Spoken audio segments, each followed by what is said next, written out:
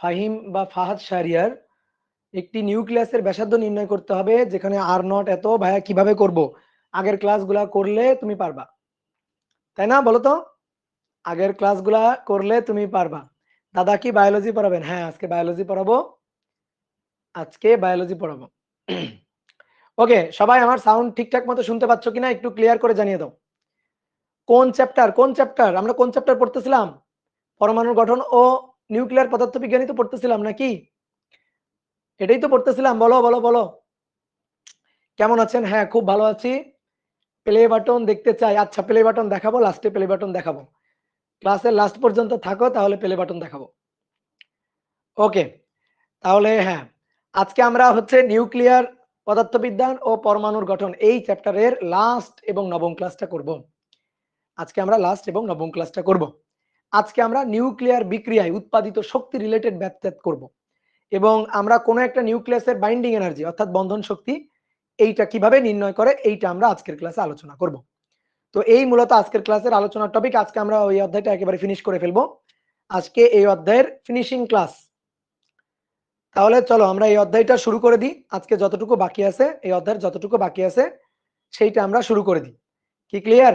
দাদা আজকে বায়োলজি পড়াবেন না? বায়োলজি পড়াবো না। তোমাদের শুভ্র ভাই আমার জন্য একটা টি শার্ট গিফট পাঠাইছে, তো এটাই পরেছিলাম আজকে সারাদিন, এটা পরেই দাঁড়ায় গেছে আর কি ক্যামেরার সামনে। টি শার্টটা খুব ভালো লাগছে, আসলে প্রিমিয়াম কোয়ালিটির টি শার্ট, খুবই খুবই ভালো লাগছে। কালারটা জোস, এই কালারটা আমার ফেভারিট কালার, তো এই কারণে আরো বেশি ভালো লাগছে। তো চলো আর কথা না বাড়াই শুরু করে দিই। আমরা প্রথমে আজকে হচ্ছে নিউক্লিয়াসের বাইন্ডিং এনার্জি পড়বো। তাহলে সুন্দর করে একটু হেডিংটা লিখো যে নিউক্লিয়াসের বাইন্ডিং এনার্জি বা বন্ধন শক্তি। নিউক্লিয়াসের নিউক্লিয়াসের নিউক্লিয়াসের বন্ধন শক্তি, নিউক্লিয়াসের বন্ধন শক্তি বা বাইন্ডিং এনার্জি।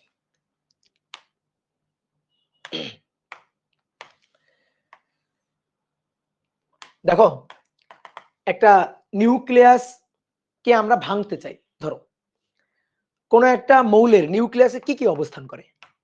নিউক্লিয়াসে অবস্থান করে হচ্ছে প্রোটন এবং নিউট্রন। এটা হচ্ছে মৌলটার নিউক্লিয়াস। এর চারপাশে এরকম কক্ষপথে ইলেকট্রন গুলা ঘুরতেছে, কিন্তু আমাদের ওই কক্ষপথে ঘূর্ণনরত ইলেকট্রন নিয়ে আলোচনা না, আমরা নিউক্লিয়াসটা দেখতে চাই। তো নিউক্লিয়াসে কি থাকে? নিউক্লিয়াসে থাকে প্রোটন আর নিউট্রন। ধরো এই সবুজ কালির এইগুলা হচ্ছে প্রোটন, এগুলা হচ্ছে প্রোটন, এগুলা প্রোটন, এবং সমসংখ্যক বা তার চেয়ে কম বেশি সংখ্যক নিউট্রন অবস্থান করে। নরমালি নিউট্রনের সংখ্যা বেশি হয়, তাহলে নিউট্রন অবস্থান করতেছে, এগুলো হচ্ছে নিউট্রন। তো এই যে নিউক্লিয়াসে প্রোটন এবং নিউট্রন, আমরা নিউক্লিয়াসে কিন্তু ব্যাসার্ধ ঘনত্ব বের করছিলাম। তো এই নিউক্লিয়াস খুবই ক্ষুদ্র একটা জায়গা, এই খুবই ক্ষুদ্র একটা জায়গার মধ্যে, নিউক্লিয়াস খুবই ক্ষুদ্র একটা জায়গার মধ্যে অনেক বেশি প্রোটন এবং নিউট্রন গাদাগাদি ঠাসাঠাসি করে অবস্থান করতেছে। আমরা নিউক্লিয়াসের ঘনত্ব বের করছিলাম, যে কোনো মৌলেরই নিউক্লিয়াসের ঘনত্ব something into 10⁻17 KG per metre cube. চিন্তা করতে পারছো? নিউক্লিয়াসের ঘনত্ব ঘনত্ব হচ্ছে 10⁻17 কেজি পার মিটার কিউব। দেখবে ইশাক স্যারের বইয়ে একটা ম্যাথ আছে এরকম, নিউক্লিয়াসের ঘনত্ব নির্ণয়। তো নিউক্লিয়াসের ঘনত্ব 17 কেজি পার মিটার কিউব। আচ্ছা, তোমাদের কি নিউক্লিয়াসের ঘনত্ব বের করা শিখাইছিলাম? বলো তো একটু, এখানে একটু কমেন্ট করো তো, নিউক্লিয়াসের ঘনত্ব বের করা কি শিখাইছিলাম? না না, আচ্ছা আচ্ছা, আমরা নিউক্লিয়াসের ঘনত্ব বের করব, সমস্যা না, আজকে নিউক্লিয়াসের ঘনত্ব বের করবো। তুমি আপাতত, হ্যাঁ আমারও তাই মনে হচ্ছে যে না তোমাদের করানো হয়নি। আচ্ছা, নিউক্লিয়াসের আমরা ঘনত্ব বের করব, তো আপাতত মেনে নাও নিউক্লিয়াসের ঘনত্ব হচ্ছে something into 10⁻17 KG per metre cube. পানির ঘনত্ব কত? পানির ঘনত্ব 10⁻3 কেজি পার মিটার কিউব। চিন্তা করতে পারতেছো পানির ঘনত্ব হচ্ছে নিউক্লিয়াসের ঘনত্ব কত বেশি? একটা অক্সিজেন মৌলের নিউক্লিয়াস, একটা ইউরেনিয়াম মৌলের নিউক্লিয়াস, এই নিউক্লিয়াসের ঘনত্ব অনেক অনেক অনেক অনেক বেশি। পানির ঘনত্বের চেয়ে মাত্র মাত্র 10⁻14 গুণ বেশি। চিন্তা করতে পারতেছো তাহলে কি পরিমাণ ঘন? তো নিউক্লিয়াসে এই প্রোটন এবং নিউট্রন গুলা গাদাগাদি ঠাসাঠাসি করে অবস্থান করতেছে। তো এইটা এমনি এমনি হয় নাই, নিউক্লিয়াসটা গঠন করতে কিন্তু শক্তি খরচ হয়েছে। আমি যদি এই সাপোজ এই যে নিউক্লিয়াসটা, এই নিউক্লিয়াসে কি কি থাকবে? জেড সংখ্যক প্রোটন থাকবে এবং এ মাইনাস জেড সংখ্যক নিউট্রন থাকবে। কোন একটা মৌলের সংকেত যদি এটা হয় এক্স, তাহলে নিচে জেড হচ্ছে তার পারমাণবিক সংখ্যা বা প্রোটন সংখ্যা, পারমাণবিক সংখ্যা বা এটা হচ্ছে প্রোটন সংখ্যা, প্রোটন সংখ্যা। তাহলে প্রোটন সংখ্যা, আর উপরে এ হচ্ছে ভর সংখ্যা বা নিউক্লিয়ন সংখ্যা। এই ভর সংখ্যা হচ্ছে প্রোটন আর নিউট্রন সংখ্যার সমষ্টি, প্রোটন এবং নিউট্রন সংখ্যার সমষ্টি। তাহলে অতএব নিউট্রন সংখ্যা কয়টা? নিউট্রন সংখ্যা এগুলো আমরা ভেঙে কিন্তু আগেও দেখাইছি। নিউট্রন সংখ্যা হচ্ছে এ মাইনাস জেড, এ মাইনাস জেড সংখ্যক হচ্ছে নিউট্রন আছে। তাহলে এই যে নিউক্লিয়াসটা, মৌলের এই যে নিউক্লিয়াসটা, এই নিউক্লিয়াসে জেড সংখ্যক প্রোটন আছে এবং এ মাইনাস জেড সংখ্যক নিউট্রন অবস্থান করতেছে। জেড সংখ্যক প্রোটন এবং এ মাইনাস জেড সংখ্যক নিউট্রন অবস্থান করতেছে কোথায়? নিউক্লিয়াস। যখন আমি জেড সংখ্যক প্রোটনকে এবং জেড সংখ্যক নিউট্রনকে একসাথে নিউক্লিয়াসের মধ্যে অবস্থান করায় একটা নিউক্লিয়াস তৈরি করব, তখন এরা একত্রিত হয়ে কিছু পরিমাণ শক্তি নির্গত করবে। অথবা আমরা উল্টাভাবে বলতে পারি, ধরো আমি এরকম দুম করে একটা ঘুষি দিব, দিয়ে এই নিউক্লিয়াসটাকে ভেঙে ফেলবো। তো আমি একটা শক্তি দিব, শক্তি দিয়ে নিউক্লিয়াসটাকে ভেঙে ফেলবো। তো একটা নিউক্লিয়াসকে ভেঙে ফেলা মানে কি? নিউক্লিয়াসটা যতগুলো প্রোটন নিউট্রন দিয়ে গঠিত হয়েছে, এই প্রোটন নিউট্রন গুলাকে আমি একেবারে ছড়াই দেব, একেবারে প্রোটন নিউট্রন গুলাকে আমি ছড়াই দেব। এই প্রোটন গুলা কিন্তু পরস্পরকে বিকর্ষণ করে। তাহলে প্রোটন গুলার জন্য কিন্তু একটা তড়িৎ ক্ষেত্র এখানে আছে। তারপরে এই যে নিউট্রন গুলা, প্রোটন নিউট্রন নিউট্রন নিউট্রন, এরা পরস্পরকে কিন্তু আকর্ষণ করে। তো এদের আকর্ষণ বলের একটা ক্ষেত্র আছে। যখন এরকম এরকম আকর্ষণ বিকর্ষণ বলের ক্ষেত্রে এভাবে অবস্থান করতেছে, তখন আসলে কিন্তু শক্তির একটা ব্যাপার স্যাপার এখানে জড়িত হচ্ছে। তো আমি কি করতে চাই? একে এরকম দুম করে ঘুষি দিয়ে ভেঙে ফেলতে চাই। অর্থাৎ প্রোটন গুলা ছড়াই পড়বে, নিউট্রন গুলা ছড়াই পড়বে, একটা প্রোটনের সাথে একটা প্রোটনের আর কোনো সম্পর্ক থাকবে না, একটা নিউট্রনের সাথে একটা নিউট্রন বা একটা প্রোটনের সাথে একটা নিউট্রনের কোনো সম্পর্ক থাকবে না। তাহলে আমি কি করবো? এটাকে একেবারে ছড়াই দিব, নিউক্লিয়াসটাকে ভেঙে ফেলবো। ভেঙে ফেলতে গেলে আমার কিছু শক্তি দিয়ে হিট করতে হবে, আমার এরকম শক্তি দিয়ে দুম করে ঘুষি দিতে হবে। তো আমি যে পরিমাণ শক্তি দিলে একটা নিউক্লিয়াস ভেঙে ছড়াই যাবে, প্রোটন গুলা ছিটকে ছিটকে দূরে সরে যাবে, নিউট্রন গুলা ছড়াই পড়বে, সেই শক্তিটাকে বলা হচ্ছে এই যে নিউক্লিয়াস, এই নিউক্লিয়াসের বাইন্ডিং এনার্জি। এখন তোমার মনে হতে পারে ভাই বাইন্ডিং এনার্জি তো বন্ধন শক্তি। দেখো এই জন্য আমি প্রথমে বলছিলাম তোমাকে যে আমি একটা নিউক্লিয়াসকে ভাঙতে গেলে আমার শক্তি দিয়ে আঘাত করতে হবে, নিউক্লিয়াস ভেঙে যাবে, প্রোটন নিউট্রন ছড়াই ছড়াই পড়বে। ঠিক তেমনি ভাবে যখন প্রোটন নিউট্রন গুলো একত্রিত হয়ে একটা নিউক্লিয়াস তৈরি করছে, তখন এর সাথে প্লাস কিছু শক্তি নির্গত হয়েছে। তো এই যে শক্তিটা নির্গত হইল, এই যে বন্ধন গঠন হয়ে নিউক্লিয়াসে প্রোটন এবং নিউট্রন একত্রিত হয়ে কিছু পরিমাণ শক্তি নির্গত করলো। কেমিস্ট্রিতে তোমরা ওই যে তাপ উৎপাদী, তারপরে বিক্রিয়া পড়ছো না এরকম? তো এরকম কিছু পরিমাণ শক্তি তারা একত্রিত হয়ে প্রোটন নিউট্রন গুলো একত্রিত হয়ে নিউক্লিয়াস গঠন করার পরে কিছু পরিমাণ শক্তি নির্গত করলো। এই যে শক্তিটা নির্গত করলো, যে শক্তিটা ছেড়ে দিল, এই এই শক্তিটাকে বলা হচ্ছে বাইন্ডিং এনার্জি বা বন্ধন শক্তি। আমি দুই ভাবেই বলতে পারি, একটা হচ্ছে বন্ধন ভাঙতে যে শক্তি দিয়ে হিট করতে হবে সেটাই বাইন্ডিং এনার্জি, আর একটা হচ্ছে বন্ধন গঠিত হয়ে প্রোটন এবং নিউট্রন গুলো একত্রিত হয়ে নিউক্লিয়াস গঠিত হয়ে নিউক্লিয়াস তৈরি করে যে পরিমাণ শক্তি নির্গত হলো, সেই পরিমাণটাই বাইন্ডিং এনার্জি বা বন্ধন শক্তি। খুবই কমন সেন্স, যে শক্তি নির্গত করছে ঠিক সেই পরিমাণ শক্তি দিয়ে হিট করলেই আবার ভেঙে যাবে। গঠন হওয়ার সময়, তারা গঠন করার সময়, নিউক্লিয়াস তৈরি করার সময় যে শক্তিটা নির্গত করছে ছেড়ে দিচ্ছে, সেই শক্তি দিয়ে হিট করলেই তো আবার নিউক্লিয়াসটা ভেঙে যাবে। খুবই সিম্পল কথা। তাহলে নিউক্লিয়াস তৈরি করতে গেলে যে শক্তি নির্গত হয়েছে বা নিউক্লিয়াস ভাঙতে গেলে একটা নিউক্লিয়াসকে ভেঙে প্রোটন নিউট্রন গুলোকে ছড়াই দিতে গেলে যে পরিমাণ শক্তি আমার লাগবে এটাকেই বলা হচ্ছে বাইন্ডিং এনার্জি। এইবার আসো এই ব্যাপারগুলো আমরা আরো খোলাসা করে বুঝবো। আমি তো সূচনা কথা বললাম, এবার আমি তোমাকে একেবারে হাতে কলমে এই জিনিসগুলো বুঝাবো। তাহলে দেখো, মনে করো কোন একটা মৌলের নিউক্লিয়াস, মৌলটা হচ্ছে এক্স, এটা হচ্ছে মৌল। এই মৌলটার নিউক্লিয়াস, তাহলে এক্স নিউক্লিয়াস এইভাবে ছোট্ট করে লিখি যে এক্স মৌলটার নিউক্লিয়াস, নিউক্লিয়াসের মধ্যে প্রোটন নিউট্রন আছে। আমি কি করলাম, কিছু পরিমাণ শক্তি দিয়ে হিট করলাম, এই যে কিছু পরিমাণ শক্তি এনার্জি দিয়ে হিট করলাম। তাহলে হিট করলে কি হবে, হিট করলে আর নিউক্লিয়াসটা নিউক্লিয়াসের মতো থাকবে না। নিউক্লিয়াসে কি আছে, প্রোটন নিউট্রন একত্রিত হয়ে আছে, থাকবে না। তাহলে কি হবে, এইটা ভেঙে যাবে, ভেঙে প্রোটন গুলা ছড়াই যাবে, নিউট্রন গুলা ছড়াই যাবে, অর্থাৎ প্রোটন নিউট্রন আলাদা আলাদা হয়ে যাবে। তাহলে জেড সংখ্যক প্রোটন, তাহলে জেড সংখ্যক প্রোটন তো পি, তাহলে আমরা একটু এই যে ব্র্যাকেট দিয়ে লিখি, জেড সংখ্যক প্রোটন এর আলাদা হয়ে যাবে। তারপরে প্লাস এ মাইনাস জেড সংখ্যক নিউট্রন এরা আলাদা হয়ে যাবে, এই যে নিউট্রন আলাদা আলাদা হয়ে যাবে। প্লাস কি হবে, কিছু পরিমাণ শক্তি নির্গত হবে, প্লাস কিছু পরিমাণ শক্তি, মানে সরি শক্তি তো আমি দিছি এই পাশে, এই যে শক্তি দিয়ে আঘাত করছি, প্রোটন আর নিউট্রন গুলো আলাদা আলাদা হয়ে যাবে। তাহলে প্রোটন আর নিউট্রন গুলো কি হলো, আলাদা আলাদা হয়ে গেল। কি করার কারণে, শক্তিতে আঘাত করার কারণে। যে শক্তি দিয়ে আঘাত করা হলো এই শক্তিটাকেই বলা হচ্ছে বাইন্ডিং এনার্জি। যে শক্তি দিয়ে আঘাত করলে প্রোটন নিউট্রন গুলো আলাদা আলাদা হয়ে যাবে, ছিটকে প্রোটন গুলো আলাদা আলাদা চলে যাবে, নিউট্রন গুলো আলাদা আলাদা চলে যাবে। দেখো এই যে প্রোটন গুলো তৈরি হয়েছে, এই একটা প্রোটন, মানে নিউক্লিয়াস তৈরি হয়েছে, এই একটা প্রোটন, এই একটা প্রোটন, এই একটা প্রোটন, এই একটা প্রোটন। এই যে এই প্রোটন গুলাকে আমরা এনে নিউক্লিয়াসের মধ্যে ঢুকাইছি। তারপরে নিউট্রন, এই একটা নিউট্রন, এই একটা নিউট্রন, এই নিউট্রন গুলো আগে আলাদা আলাদা ছিল, নিউট্রন গুলাকে আমরা কি করছি, নিউট্রন গুলাকে আমরা টেনে নিউক্লিয়াসের মধ্যে ঢুকাইছি, প্রোটন গুলাকে নিউক্লিয়াসের মধ্যে ঢুকাইছি, নিউট্রন গুলাকে নিউক্লিয়াসের মধ্যে ঢুকাইছি, ঢুকায় আমি নিউক্লিয়াস তৈরি করছি, নিউক্লিয়াস তৈরি করলে কিছু পরিমাণ শক্তি নির্গত করছে, ওই শক্তিটাই বাইন্ডিং এনার্জি। এবার এই নিউক্লিয়াসটা ভাঙবো, তাহলে ভেঙে আবার কি করব, প্রোটন গুলাকে ছড়াই দিব, নিউট্রন গুলাকে ছড়াই দিব। তাহলে ভেঙে আবার প্রোটন নিউট্রন গুলাকে আলাদা আলাদা করতে গেলে যে শক্তি দিয়ে হিট করতে হবে সেটাই হচ্ছে বাইন্ডিং এনার্জি। ভাইস ভার্সা কথা, খুবই সিম্পল কথা।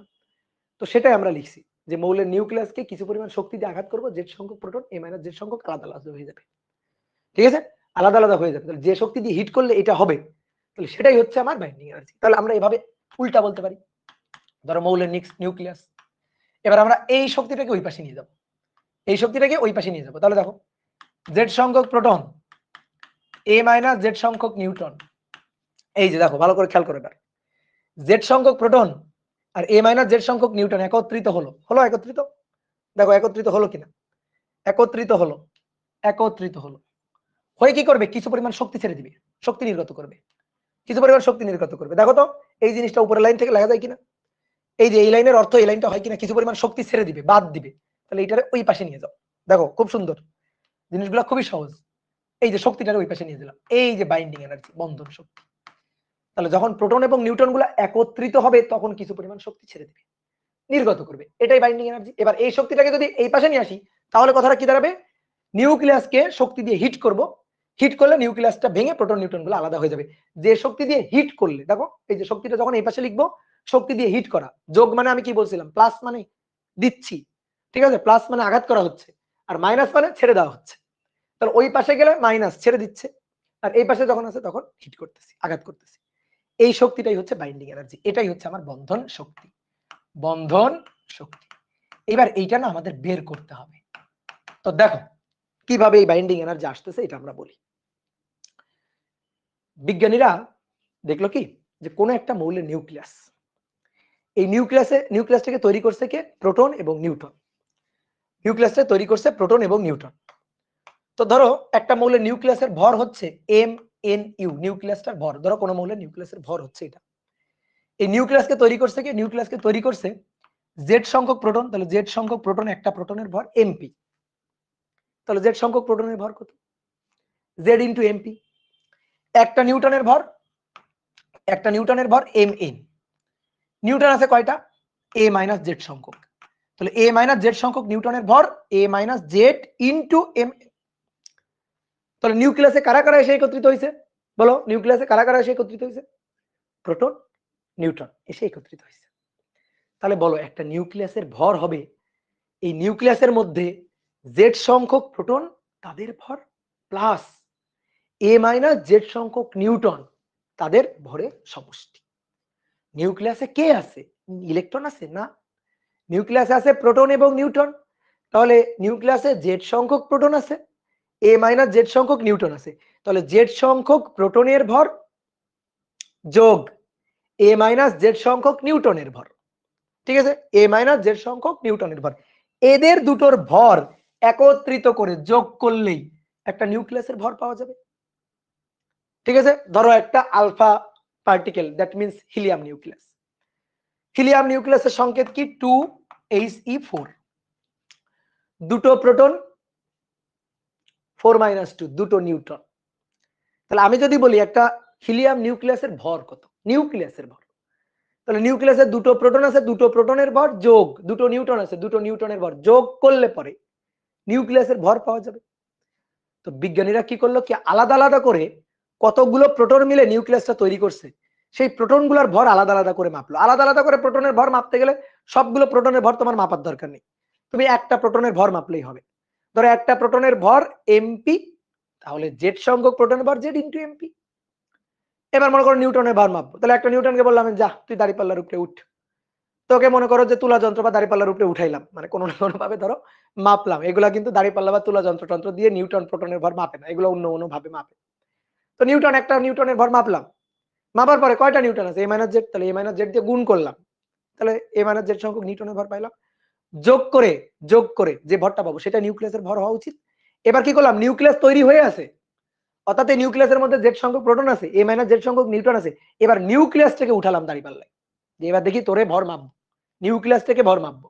তো নিউক্লিয়াসটাকে ভর মাপলাম, মাপার পরে বিজ্ঞানীরা দেখলো কি কি ব্যাপার, আগের দুইটা ভর অর্থাৎ জেড সংখ্যক প্রোটনের ভর আর এ মাইনাস জেড সংখ্যক নিউটনের ভর, এটা যোগ করলেই তো নিউক্লিয়াসটার ভর হওয়া উচিত ছিল। কিন্তু দেখা যাচ্ছে তা হয় না, তা হয় না, এই দুটো সমান সমান, পুরোপুরি সমান সমান হয় না। এটাই হচ্ছে কাহিনী, যে কি ব্যাপার এই দুইটা পুরোপুরি সমান হইল না কেন। এই জেড সংখ্যক প্রোটনের ভর এ মাইনাস জেড সংখ্যক নিউটনের ভর একত্রিত করে যোগ করলাম, যোগ করলে তো নিউক্লিয়াসের ভর হওয়া উচিত। কিন্তু নিউক্লিয়াসের ভর যখন আলাদাভাবে মাপলাম, তখন দেখলাম নিউক্লিয়াসের ভর যখন আর কি এই যে প্রোটন নিউটন একসাথে নিয়ে নিউক্লিয়াস এটার ভর মাপলাম একসাথে, দেখলাম সমান হচ্ছে, মিসম্যাচ হচ্ছে, ভরের কম বেশি হচ্ছে সবগুলো মৌলের ক্ষেত্রে। সবগুলো মৌল, হিলিয়াম নিউক্লিয়াস, ইউরেনিয়াম নিউক্লিয়াস, তারপরে মনে করো যে ক্রিপ্টন নিউক্লিয়াস, মানে যতগুলো নিউক্লিয়াস সবারই দেখলাম বিজ্ঞানীরা এক্সপেরিমেন্ট করে দেখতেছে কি এক একটা নিউক্লিয়াসের জন্য এই ভরের পার্থক্য এক এক রকম। এবার কোনটা বেশি হচ্ছে কোনটা কম হচ্ছে? বেশি হচ্ছে হচ্ছে এইটা, এই যে নিউক্লিয়াসের ভরটা যখন বন্ধন গঠন হচ্ছে তখন নিউক্লিয়াসের ভরটা কমে যাচ্ছে, অর্থাৎ এই যে জেড সংখ্যক প্রোটনের ভর আর এ মাইনাস জেড সংখ্যক নিউটনের ভর, এই দুইটা একত্রিত করে যেটা পাওয়া যাচ্ছে, দেখা যাচ্ছে এইটা হচ্ছে নিউক্লিয়াসের ভরের তুলনায় নিউক্লিয়াসের ভর, যদি আমি নিউক্লিয়াসকে আলাদা করে মাপি তাহলে নিউক্লিয়াসের ভরের তুলনায় এই দুইটার যোগফল বেশি। তার মানে কি দাঁড়াইলো, ভালো করে বুঝো এবার। তার মানে যখনই জেড সংখ্যক প্রোটন আর এ মাইনাস জেড সংখ্যক নিউট্রন যখন এরা নিউক্লিয়াসে ঢুকে নিউক্লিয়াস তৈরি করতেছে, তখন না কিছু ভর গায়েব হয়ে যাচ্ছে। কিছু কি গায়েব হয়ে যাচ্ছে? কিছু ভর গায়েব হয়ে যাচ্ছে, ঠিক আছে, কিছু ভর গায়েব হয়ে যাচ্ছে, ভর গায়েব, ভর উধাও হয়ে যাচ্ছে। এই যে ভর গায়েব হয়ে গেল কোথায়, বিজ্ঞানীরা খোঁজার চেষ্টা করলো কই গেল ভর। ভর ছিল আগে এত কেজি, মানে মনে করো সাপোজ একটা উদাহরণ দিয়ে বুঝাই, ধরো আগে ছিল 2 গ্রাম 3 গ্রাম, যোগ করে পাওয়া উচিত ছিল 5 গ্রাম, কিন্তু আমি পাচ্ছি 4.87 গ্রাম, তাহলে বাকিটুকু কই গেল? এই যে বিজ্ঞানীরা ভর খোঁজা শুরু করলো। তাহলে প্রশ্ন যে ভরের এই পরিবর্তনটুকু বা মিসম্যাচটুকু কেন হলো, এটা তো হওয়ার কথা ছিল না।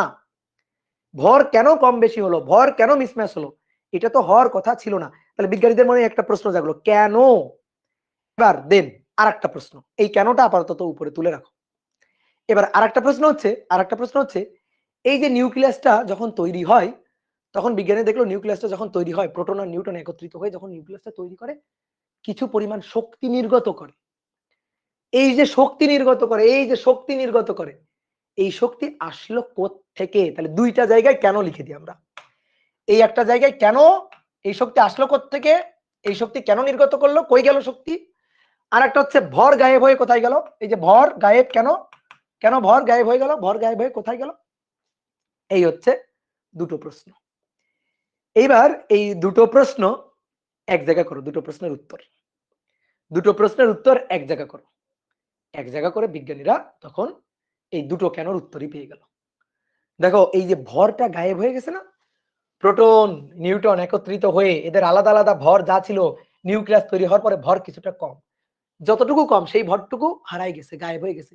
একেবারে হারাই গেছে, নিঃস্ব হয়ে গেছে, মানে ধ্বংস হয়ে গেছে না, সেই ভরটুকু সেই ভরটুকু সেই ভরটুকু গায়েব হয়ে যায়নি চিরতরের জন্য, সেই ভরটুকু অন্য কোনো না কোনো জায়গায় গিয়ে আত্মপ্রকাশ করছে।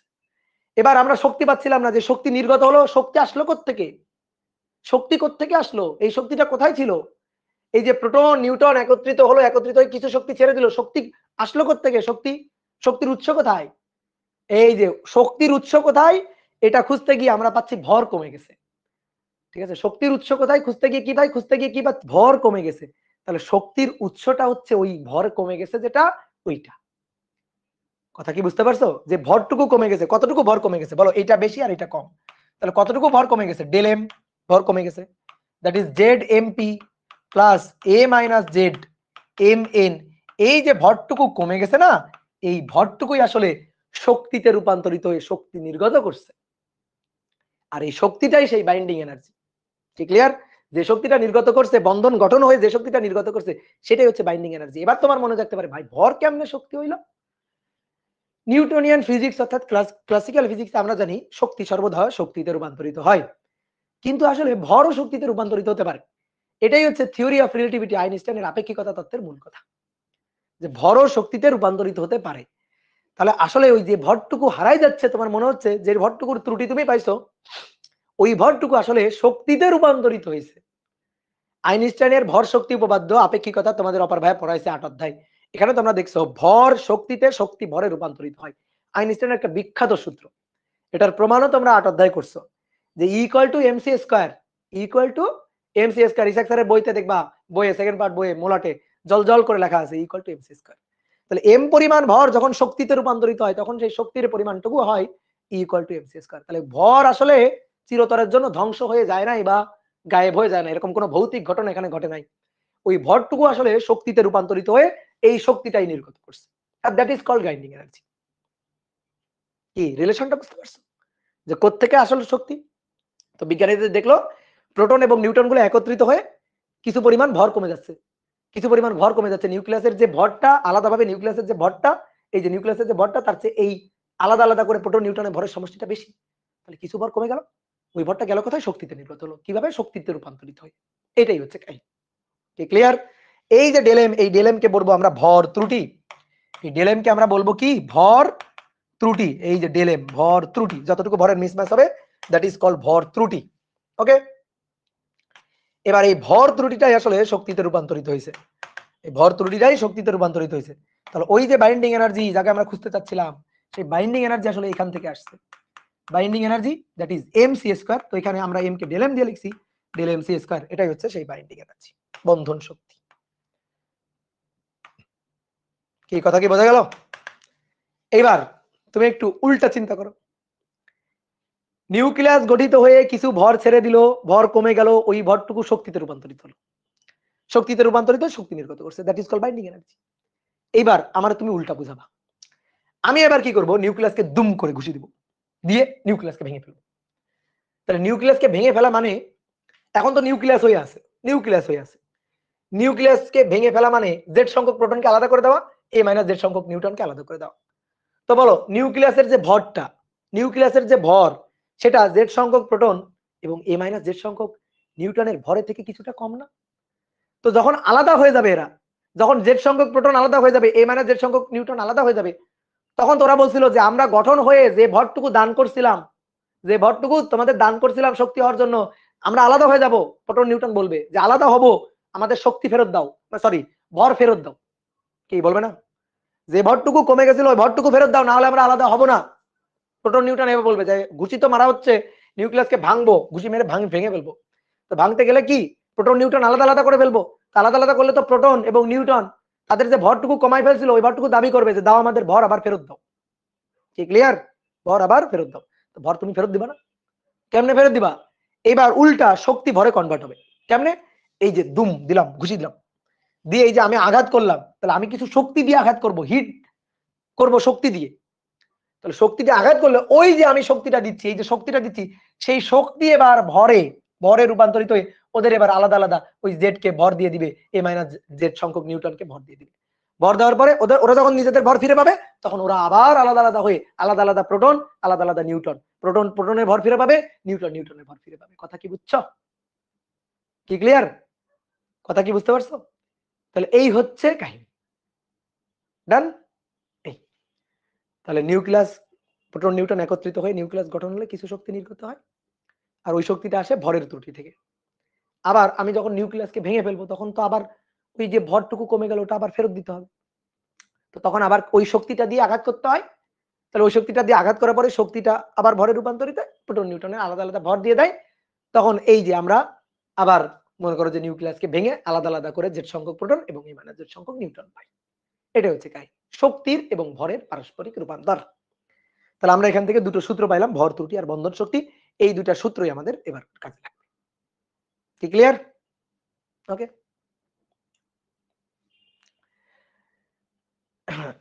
তাহলে তো নিউক্লিয়াসের ভিতর প্রোটন আর নিউট্রন আলাদা থাকে না, অন্য কিছু থাকে না? আলাদা থাকে না, প্রোটন আর নিউট্রনই থাকে, কিন্তু ওই যে সবাই মিলে কিছু ভর ছেড়ে দিছিল, কিছু ভর স্যাক্রিফাইস করছিল। যে ভরটা স্যাক্রিফাইস করে তারা চুক্তিবদ্ধ হয়েছিল আমরা একসাথে থাকবো, ভর স্যাক্রিফাইস করে। এবার যখন আলাদা হয়ে যাবে তখন আবার ওই যে ভর ফেরত পাবে। এটাই। কি ক্লিয়ার? ওকে, এবার আসো আমরা দুটো সূত্র শিখলাম, বন্ধন শক্তির সূত্র, বাইন্ডিং এনার্জির সূত্র। এবার আসো এখানে একটা কোশ্চেন দেওয়া আছে। তো এই কোশ্চেনে বলা হচ্ছে যে binding energy of iron Fe56, এটার বাইন্ডিং এনার্জি এত মেগা ইলেকট্রোভোল্ট। দ্রুত লিখে ফেলো। বাইন্ডিং এনার্জি অফ বিসমাথ, এটার 1640 মেগা ইলেকট্রোভোল্ট।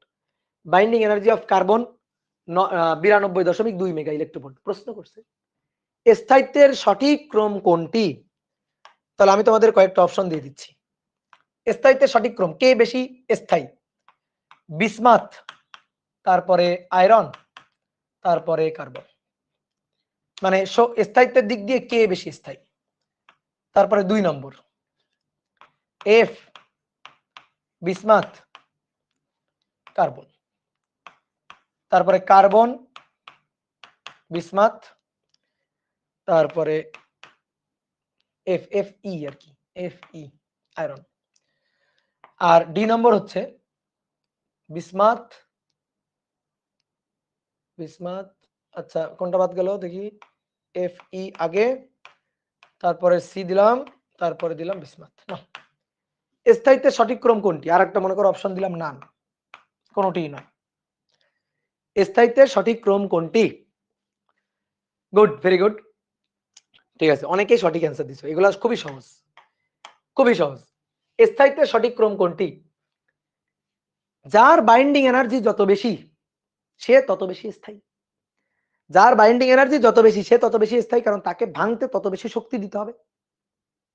কি বুঝলাম? যার বাইন্ডিং এনার্জি যত বেশি, যার বাইন্ডিং এনার্জি যত বেশি তার স্থায়িত্বের ক্রম, মানে স্থায়িত্ব সবচেয়ে বেশি, তাকে ভাঙতে গেলে ওই শক্তি দিয়ে হিট করতে হবে। তাহলে বিসমাথ, তারপরে আয়রন, তারপরে কার্বন। তাহলে প্রথমে বিসমাথ, তারপরে আয়রন, তারপরে কার্বন। তাহলে বিসমাথ, দেন আয়রন, দেন কার্বন। এটা হচ্ছে স্থায়িত্বের, এটা হচ্ছে স্থায়িত্বের ক্রম, স্থায়িত্বের ক্রম। কি বুঝতে পারছো? এটা তো সহজ। কি ক্লিয়ার? এটা সহজ। এবার একটা কালা চশমা চোখে লাগাইতে হবে আমার, বুঝছো? ভুল, এটা ভুল, আর আমি জানি তুমি এই ভুলটা করবা। ঠিক আছে? একজন হচ্ছে ভাই ধোকা দিয়েন না, ধোকা খেয়ে গেছো, এটা হবে না। দেখো যার বাইন্ডিং এনার্জি বেশি সেই বেশি স্থায়ী না, এটা কারেক্ট না। দেখো আমরা এখন নতুন একটা জিনিস দেখবো, গড় বন্ধন শক্তি। গড় বন্ধন শক্তি, গড় বন্ধন শক্তি বা প্রতি নিউক্লিয়ন বাইন্ডিং এনার্জি। তাহলে সেই বেশি স্থায়ী যার গড় বন্ধন শক্তি বেশি। গড় বন্ধন শক্তি বা পার নিউক্লিয়ন বাইন্ডিং এনার্জি, অর্থাৎ প্রতি, বাংলায় বললে প্রতি নিউক্লিয়নে, নিউক্লিয়ন মানে ভর সংখ্যা, প্রতি নিউক্লিয়নে বন্ধন শক্তি, প্রতি নিউক্লিয়নে বন্ধন শক্তি, যে প্রতি নিউক্লিয়নে বন্ধন শক্তি বেশি যার, সে বেশি স্থায়ী। ঠিক আছে, সে বেশি স্থায়ী। ঠিক আছে, হচ্ছে এই হচ্ছে ঘটনা। এবার আসো দেখো, যার পার নিউক্লিয়ন বাইন্ডিং এনার্জি বেশি। তো পার নিউক্লিয়ন বাইন্ডিং এনার্জি কি? গড় বন্ধন শক্তির সূত্রটা কি? টোটাল বন্ধন শক্তি, গড় বন্ধন শক্তি, এটা হচ্ছে total binding energy, total binding energy divided by A, A হচ্ছে নিউক্লিয়ন নাম্বার। ঠিক আছে, পার নিউক্লিয়ন বন্ধন শক্তি। তো এ হচ্ছে আমার টোটাল নিউক্লিয়ন নাম্বার, তাহলে গড়ে প্রতিটার জন্য বাইন্ডিং এনার্জি কত? মানে সহজ কথা এভাবে বোঝো, প্রত্যেকটা নিউক্লিয়নকে বেঁধে রাখতে যে শক্তি লাগবে, অথবা প্রত্যেকটা নিউক্লিয়নকে ভাঙতে একটা একটা একটা একটা একটা একটা করে ছুটাইতে আমার যে শক্তি লাগবে, পার নিউক্লিয়ন বাইন্ডিং এনার্জি। তোমার এইটা দেখতে হবে, যার পার নিউক্লিয়ন বাইন্ডিং এনার্জি বেশি সে বেশি স্থায়ী। টোটাল টোটাল মনে করো যে বাইন্ডিং এনার্জি দেখলা, দেখে তো লাভ নাই, টোটাল দেখে তো লাভ নাই। যেমন মনে করো একটা উদাহরণ, সহজ কথা, ধরো বাংলাদেশের মানুষের, ধরো বাংলাদেশের মানুষের, ধরো বাংলাদেশের মানুষের হচ্ছে অনেক টাকা, বাংলাদেশের টোটাল মানুষের অনেক টাকা। তো বাংলাদেশের টোটাল মানুষের অনেক টাকা, অনেক টাকা, কোটি কোটি টাকা, মনে করো যে কয়েক মিলিয়ন মিলিয়ন টাকা বাংলাদেশের টোটাল মানুষের। এবার মনে করো যে আরেকটা দেশ ধরো, সাপোজ আরেকটা দেশ ধরো, বললাম সে নেপাল ধরো। এখন নেপালের মানুষের টাকার পরিমাণ কম, নেপালের মানুষের টোটাল টাকার পরিমাণ কম। ঠিক আছে, আমাদের বাংলাদেশের মানুষের টোটাল টাকার পরিমাণ অনেক অনেক বেশি। এইবার আসো বাংলাদেশের জনসংখ্যা দিয়ে এবার এই যে টাকাকে ভাগ দাও, মানে মাথা পিছু আয় বের করো, ভাগ দাও, ভাগ দিলে সবার মাথা পিছু আয় বা সবার মনে করো যে মানে গড়ে কার কাছে কত টাকা আছে, গড়ে এই টাকার পরিমাণ বাংলাদেশে খুবই কম, ধরো বাংলাদেশে খুবই কম। কিন্তু নেপালের নেপালের ধরো যে টোটাল মানুষের টাকার পরিমাণ অনেক বেশি, কিন্তু মনে করো যে পার পার নিউক্লিয়ন টাকা মানে পার লোকের টাকা, ঠিক আছে, একজন গড়ে মানে গড় মাথা পিছু আয় সেটা আবার অনেক বেশি। ঠিক আছে, কারণ ওদের মনে করো জনসংখ্যা কম, তাহলে টোটাল টাকাকে জনসংখ্যা কম ভাগ দেবো, আর বাংলাদেশের জনসংখ্যা বেশি ভাগ দিব। ঠিক আছে, তাহলে ভাগ দিলে কি হচ্ছে, আমাদের বাংলাদেশে টোটাল মানুষের টাকার পরিমাণ বেশি, কিন্তু একজন একজন করে গড় চিন্তা করলে খুবই কম। তাহলে বাংলাদেশের মানুষ বেশি গরিব না, আর নেপালের মানুষ বেশি ধনী, এরকম আর কি তুলনা করলাম আর কি, ধরো দুটো দেশ এভাবে তুলনা করলাম। তাহলে আসলে মানে কার কত বাইন্ডিং এনার্জি ওই দেখে লাভ নেই, মানে প্রতি নিউক্লিয়নে মাথা পিছু বাইন্ডিং এনার্জি দেখতে হবে, এটাই হচ্ছে কাহিনী। মাথা মাথা পিছু দেখতে হবে, তুমি কোন দেশ গরিব আর কোন দেশ ধনী এটা বুঝবা কেমনে, কে বেশি স্থায়ী আর কে বেশি অস্থায়ী এটা বুঝবা কেমনে, কার কাছে গড়ে কত টাকা আছে। ঠিক আছে, এটাই হচ্ছে কাহিনী। মনে করো বাংলাদেশের কিছু কিছু মানুষ আছে মনে করো যে বাইরে প্রচুর প্রচুর টাকা, সুইস ব্যাংকে প্রচুর প্রচুর টাকা আছে না, কিন্তু গড় মাথা পিছু হয় মনে করো যে মানে মানুষের এমনি গড় টাকার পরিমাণ তো কম, এটাই আর কি কাহিনী, মানে আমি একটা উদাহরণ দিলাম আর কি। ঠিক আছে, তাহলে গড় বন্ধন শক্তি that is binding energy divided by A. তাহলে আমাদের এখানে গড় বন্ধন শক্তি বের করতে হবে তিনটা মৌলের জন্য। তাহলে আয়রনের Fe56 এর গড় বাইন্ডিং এনার্জি এটা সমান সমান 492.8 ভাগ হচ্ছে 56, 492.8 ভাগ 56, 492.8 ভাগ 56। তাহলে এর গড় মাথা পিছু হচ্ছে বাইন্ডিং এনার্জি হচ্ছে 8.8 মেগা ইলেকট্রোভোল্ট, একটা নিউক্লিয়ন ভাঙতে এই শক্তি লাগবে।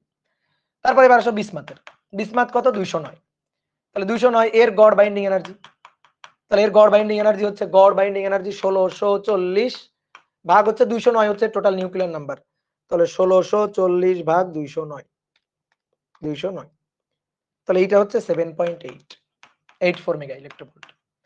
আর একটা হচ্ছে কার্বনের, কার্বনের কত 12, তাহলে এর গড় বাইন্ডিং এনার্জি এটা হচ্ছে টোটাল 92.2 ভাগ হচ্ছে 12, তাহলে 92.2 ভাগ 12 এটা হচ্ছে 7.68 এত মেগা ইলেকট্রোভোল্ট। তাহলে একটা 8.8, একটা 7.84 আর একটা 7.6, তাহলে প্রথমে আয়রন, তারপরে বিসমাথ, তারপরে কার্বন, তাহলে আসলে অ্যান্সার হচ্ছে বি। ঠিক আছে, আসলে অ্যান্সার হচ্ছে বি। তাহলে সবাই প্রথমে এ বলছিলা, বুঝতে পারছো? কি ক্লিয়ার? ওকে, গুড। এখন তো মুখে খাবার তুলে দিছেন। হ্যাঁ, মুখে তো খাবার তুলে দিলাম এখন। ওকে, এবার আসো। Find out the binding energy of alpha particle. নাও প্রশ্নটা তুলে ফেলো। আলফা পার্টিকেল মানে হিলিয়াম নিউক্লিয়াস, তার বাইন্ডিং এনার্জি বের করতে হবে এবং গড় বাইন্ডিং এনার্জি আমাদের বের করতে হবে। আমাদের এই প্রবলেমটা সলভ করার জন্য কিছু তথ্য দেওয়া আছে। তো কি দেওয়া আছে? দেওয়া আছে আলফা পার্টিকেলের ভর মানে হিলিয়াম নিউক্লিয়াসটার ভর, নিউট্রনের ভর এবং প্রোটনের ভর দেওয়া আছে আমাদের। কি ক্লিয়ার? তাহলে এখন আমাদের বের করতে হবে, না এখন আমাদের বের করতে হবে এই আলফা পার্টিকেলের বাইন্ডিং এনার্জি কত। তাহলে আসো আমরা আলফা পার্টিকেলের বাইন্ডিং এনার্জি বের করবো। তাহলে আগে আগে আলফা পার্টিকেলটাকে একটু লিখে নিই। আলফা পার্টিকেল নিচে 2 উপরে 4, এটা তো আসলে হিলিয়াম বলতে গেলে, হিলিয়াম 2, এই যে উপরে 4। তাহলে ভাইয়া এর জেড হচ্ছে 2 আর a মাইনাস জেড, এই a মাইনাস জেড হচ্ছে 4 মাইনাস 2 আর কি, তো এটাও 2। তাহলে আসো আমাদের প্রথমে ভর ত্রুটি বের করতে হবে, না হলে তো বাইন্ডিং এনার্জি পারবো না আমরা বের করতে। ভর ত্রুটি ডেল এম বের করবো, তারপরে del M C square, that is binding energy. ঠিক আছে, তাহলে আসো আমরা বের করব ডেল এম, ভর ত্রুটি, ডেল এম। তাহলে ডেল এম ভর ত্রুটি, তাহলে একটু আগে আমরা কিন্তু দেখছি যে জেড সংখ্যক প্রোটনের ভর আর এ মাইনাস জেড সংখ্যক নিউটনের ভর একত্রিত হয়ে দেখা যায় কি তাদের যে আলাদা আলাদা ভাবে ভরের যে যোগফল হয় সেটা নিউক্লিয়াসের ভর থেকে কিছুটা বেশি, অর্থাৎ নিউক্লিয়াসের ভর আলফা পার্টিকেলে নিউক্লিয়াসের ভর কম, এটাই তো সূত্র। তাহলে জেড সংখ্যক প্রোটনের ভর এ মাইনাস জেড সংখ্যক নিউটনের ভর একত্রিত করে যোগ করার পরে নিউক্লিয়াসের ভরটা বাদ দিব, বাদ দিলে যতটুকু ভরের মিসম্যাচ পাওয়া যাবে সেটাই হবে ভরের ত্রুটি। এবার আমরা মান বের করব, পর্যাপ্ত সকল তথ্য উদ্দীপকে দেওয়া আছে। অনেকে বলতে পারে ভাই এগুলা কি মুখস্থ করা লাগবে? না, এগুলা মুখস্থ করা লাগবে না, এগুলা কোশ্চেনে গিভেন থাকবে। আমি খালি এগুলা দেখে দেখে সূত্রটা লিখে মান বসাবো। তাহলে এটা আমার ভর ত্রুটি, আর ভর ত্রুটি ছাড়া তুমি বাইন্ডিং এনার্জি পাবা না। তাহলে ভর ত্রুটি ডেল এম, এটা হচ্ছে জেড সংখ্যক প্রোটনের ভর, জেড হচ্ছে 2, প্রোটনের ভর আমার এখানে গিভেন, এই দেখো লাস্টে প্রোটনের ভর 1.00782, 1.00782, এটা প্রোটনের ভর প্লাস এ মাইনাস জেড সংখ্যক নিউটনের ভর, এর মান 4, জেড এর মান 2, বা একবারে 2 লিখে দিতে পারো। নিউটনের ভর 1.00876, এত atomic mass unit, minus alpha পার্টিকেলের নিউক্লিয়াসের ভর, এই যে বলে দিয়েছে আলফা পার্টিকেলের নিউক্লিয়াসের ভর সেটা হচ্ছে 4.00276, এত অ্যাটমিক মাস ইউনিট, পুরো এককটা হচ্ছে অ্যাটমিক মাস ইউনিটে। তাহলে আমরা লিখে দিই একটু হিসাব নিকাশ করে। তাহলে 2 ইন্টু 1.00728 প্লাস 2 ইন্টু 1.00876 মাইনাস 4.00276, তাহলে আমাদের আসছে 0.02932, এত অ্যাটমিক মাস ইউনিট। এইটা হচ্ছে ভরের ত্রুটি, এই ভরটুকুই কমে গেছে, এই ভরটুকুই তোমার মনে হচ্ছে গায়েব হয়ে গেছে, আসলে তো গায়েব হয় নাই, এই ভরটুকুই আসলে শক্তিতে রূপান্তরিত হয়েছে। আমার এখন এই শক্তির পরিমাণ বের করতে হবে। ভালো করে খেয়াল করো, এটা দেওয়া আছে অ্যাটমিক মাস ইউনিটে, নট কেজি, নট কেজি, এটা তুমি ভরের ত্রুটি বের করছো, এবার তোমার বাইন্ডিং এনার্জি বের করতে হবে। তাহলে আসো আমরা বাইন্ডিং এনার্জি বের করব। তাহলে বাইন্ডিং এনার্জি এটা ইকুয়াল টু হবে del M C square, del M C square. তো ডেল এম ওটা আছে কিসে? অ্যাটমিক মাস ইউনিটে, ওইটারে কেজি বানাইতে হবে, এটারে কেজি বানাইতে হবে। তো একটা জিনিস তোমরা জানো, ঠিক আছে, 1 অ্যাটমিক মাস ইউনিট, না জানলে এটা মুখস্থ করে রাখবা, 1.66057, এত into 10 to the power minus 27 KG, এটা হচ্ছে 1 অ্যাটমিক মাস ইউনিটের মান। যে 1 অ্যাটমিক মাস ইউনিট এটা হচ্ছে 1.66057 into 10 to the power minus 27 KG, এটা হচ্ছে 1 অ্যাটমিক মাস ইউনিটের মান, 1 অ্যাটমিক মাস ইউনিটের মান হচ্ছে এটা। তাহলে এত অ্যাটমিক মাস ইউনিট কত কেজি গুণ দিতে হবে, তাহলে 0.0202932, এটা গুণ 1.66057, 1.66057, কেউ যদি 1.66 পর্যন্ত ব্যবহার করো তাও হবে, কোনো সমস্যা নেই। এটা into 10 to the power minus 27, এটা into 10 to the power minus 27 নিলাম, নিয়ে এবার গুণ দেব, কেজি হয়ে গেল কিন্তু। এবার 3 into 10 to the power 8, 3 into 10 to the power 8, এবার এটার স্কয়ার গুণ দিলে এবার কিন্তু আমি জুল এককে পাবো, এবার আমি জুল এককে পাবো। তাহলে আসো অ্যান্সার 0.02932 গুণ 1.66057 এক্সপোনেনশিয়াল ফাংশন মাইনাস 27 গুণ 3 এক্সপোনেনশিয়াল ফাংশন 8 এর স্কয়ার 4.38 381 ইন্টু 10 টু দি পাওয়ার -12 এত জুল ভাগ কোন এককে বের করছো, জুল এককে। তোমার কিন্তু বাইন্ডিং এনার্জি বের হয়ে গেছে, কিন্তু ব্যাপারটা হচ্ছে এটা দেখতে তো ভালো লাগতেছে না।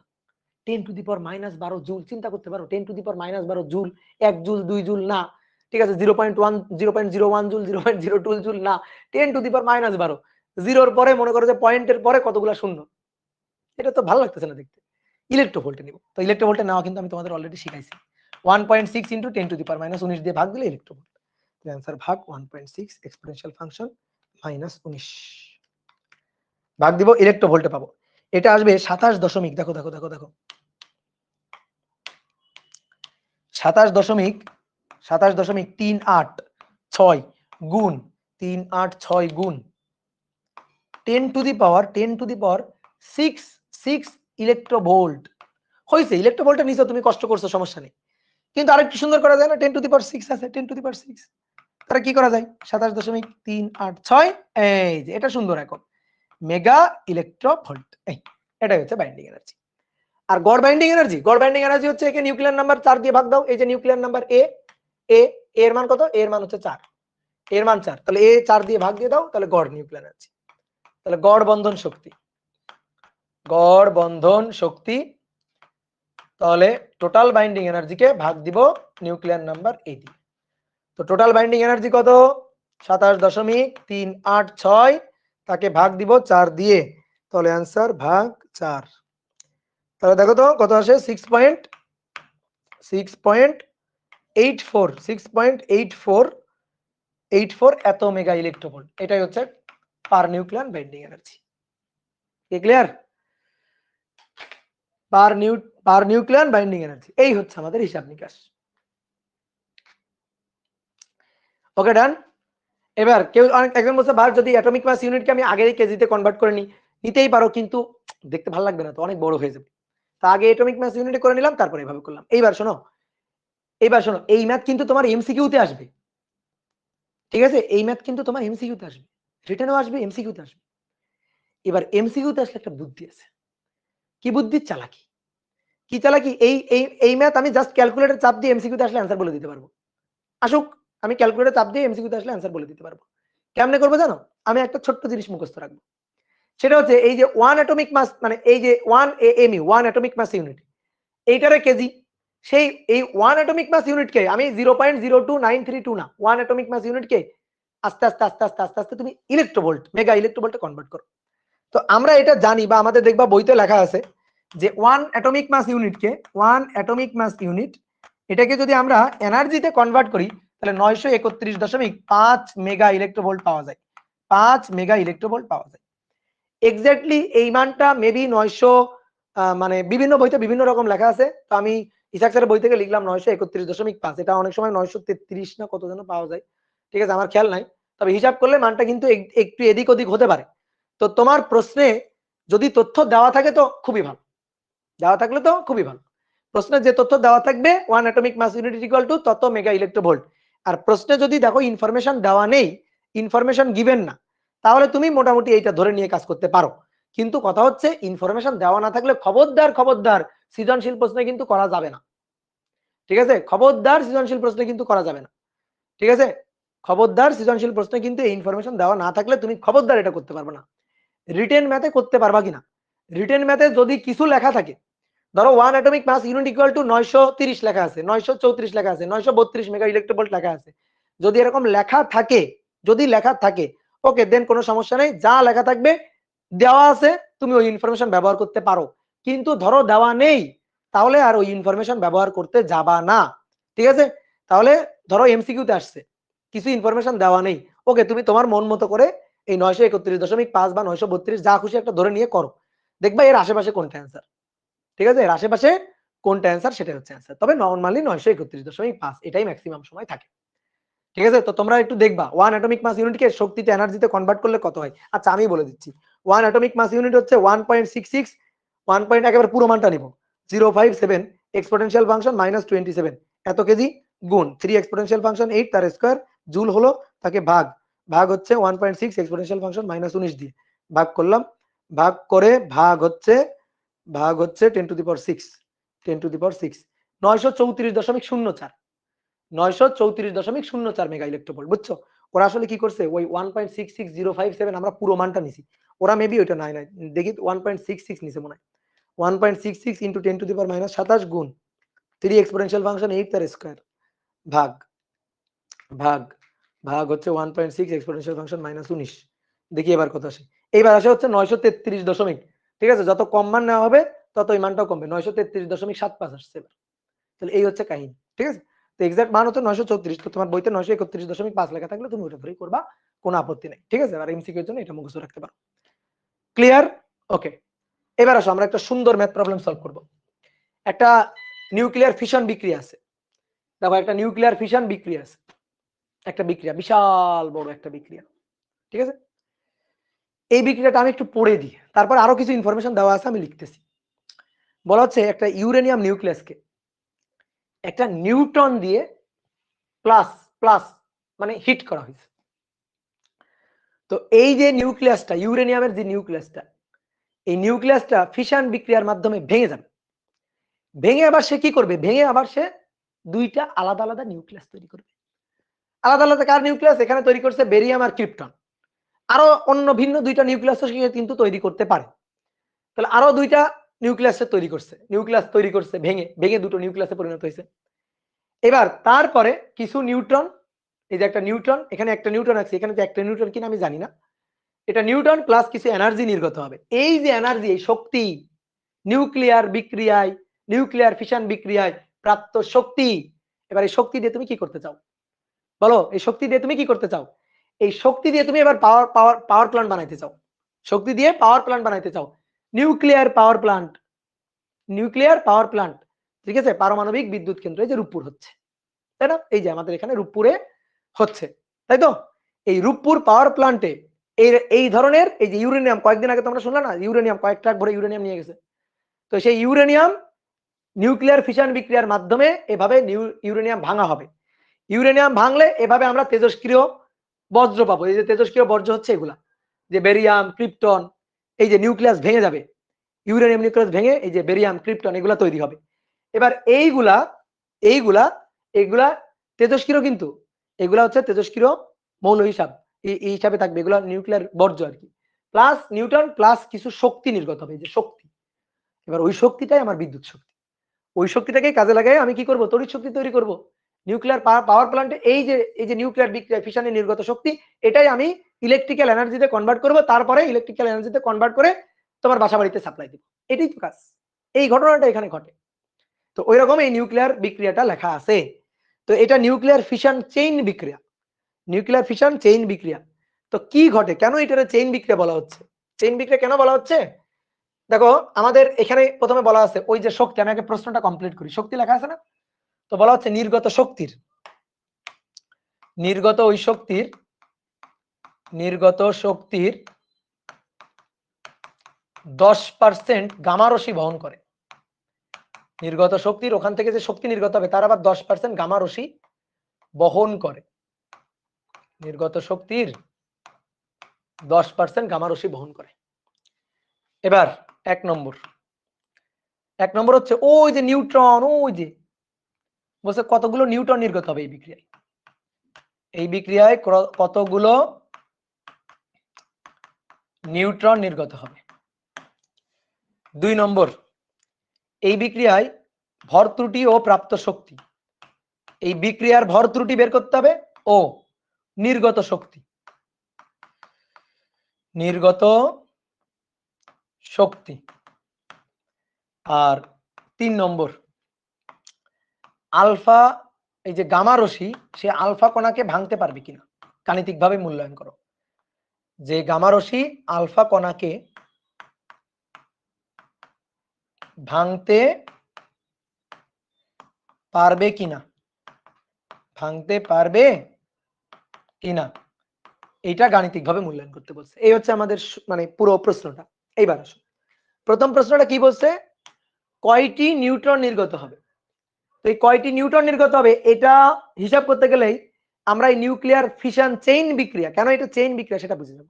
আসো দেখো 235 আর 92, একে আমি একটা নিউটন দিয়ে আঘাত করতেছি, তো নিউটনের উপরে কত 1 আর 235, তো 235 আর 1 যোগ হয়ে 236। দেখো এইটাকে এইভাবে না লিখে এভাবেও লেখা হইতে পারে, মানে অনেক সময় তুমি দেখবা তোমার উদ্দীপকে এইটুকু নেই, এটুকু আছে, তো এটার কথাও কিন্তু একই। কারণ ইউরেনিয়াম 235 আর 92 ছিল, তাকে আমি একটা নিউটন দিয়ে আঘাত করছি। নিউটন মানে কি 1 n0 এটা দিয়ে আঘাত করলে উপরে 235 এর জায়গায় 1 হয়ে গেছে 236 আর এটা 92, n দিয়ে বোঝানো হচ্ছে একটা নিউটনকে আঘাত করা হয়েছে, একটা নিউটন দিয়ে এটাকে আঘাত করা হয়েছে, এই হচ্ছে ঘটনা। তো এভাবেও দেওয়া থাকতে পারে, এটাও লেখা থাকতে পারে, আবার এটাও লেখা থাকতে পারে, আমি দুটোই লিখে দিছি, বুঝছো?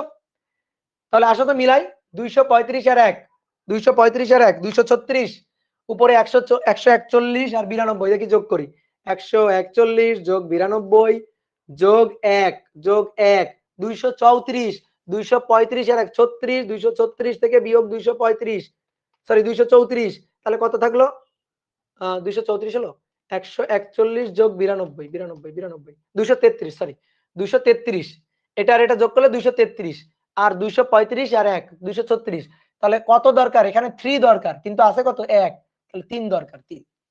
তাহলে কয়টা নিউটন নির্গত হবে, এই যে 3টা নিউটন নির্গত হবে। তাহলে প্রথমটার সলভ, 1 নম্বরটার সলভ হচ্ছে 3টি নিউটন। কয়টি নিউটন নির্গত হবে, তাহলে কোশ্চেনের অ্যান্সারটা লিখে রাখি, নিউটন নির্গত হবে 3টি এই বিক্রিয়ায়। এইবার আসো, এরকম গড়ে ধরো যে আমি তো এখানে ক্রিপ্টন আর বেরিয়াম তৈরি করছি, ফলে 3টা নিউটন। তোমাদের দেখবা মানে ফিজিক্স বইতে আরো অনেক বিক্রিয়া লেখা আছে, কোনোটায় 5টা নিউটন, কোনোটায় 2টা নিউটন, কোনোটায় মনে করো যে 4টা নিউটন, ঠিক আছে? তো গড়ে মনে করো যে 2.5 মানে আড়াইটা নিউটন, গড়ে গড়ে আড়াইটা নিউটন আর কি, আড়াইটা আবার অনেকে ভাবে না ভাই 0.5 কেমনে হবে, মানে গড় এক সংখ্যা বলা হয়েছে, তো গড়ে আড়াইটা নিউটন ধরো নির্গত হবে গড়ে, এই হচ্ছে কথা।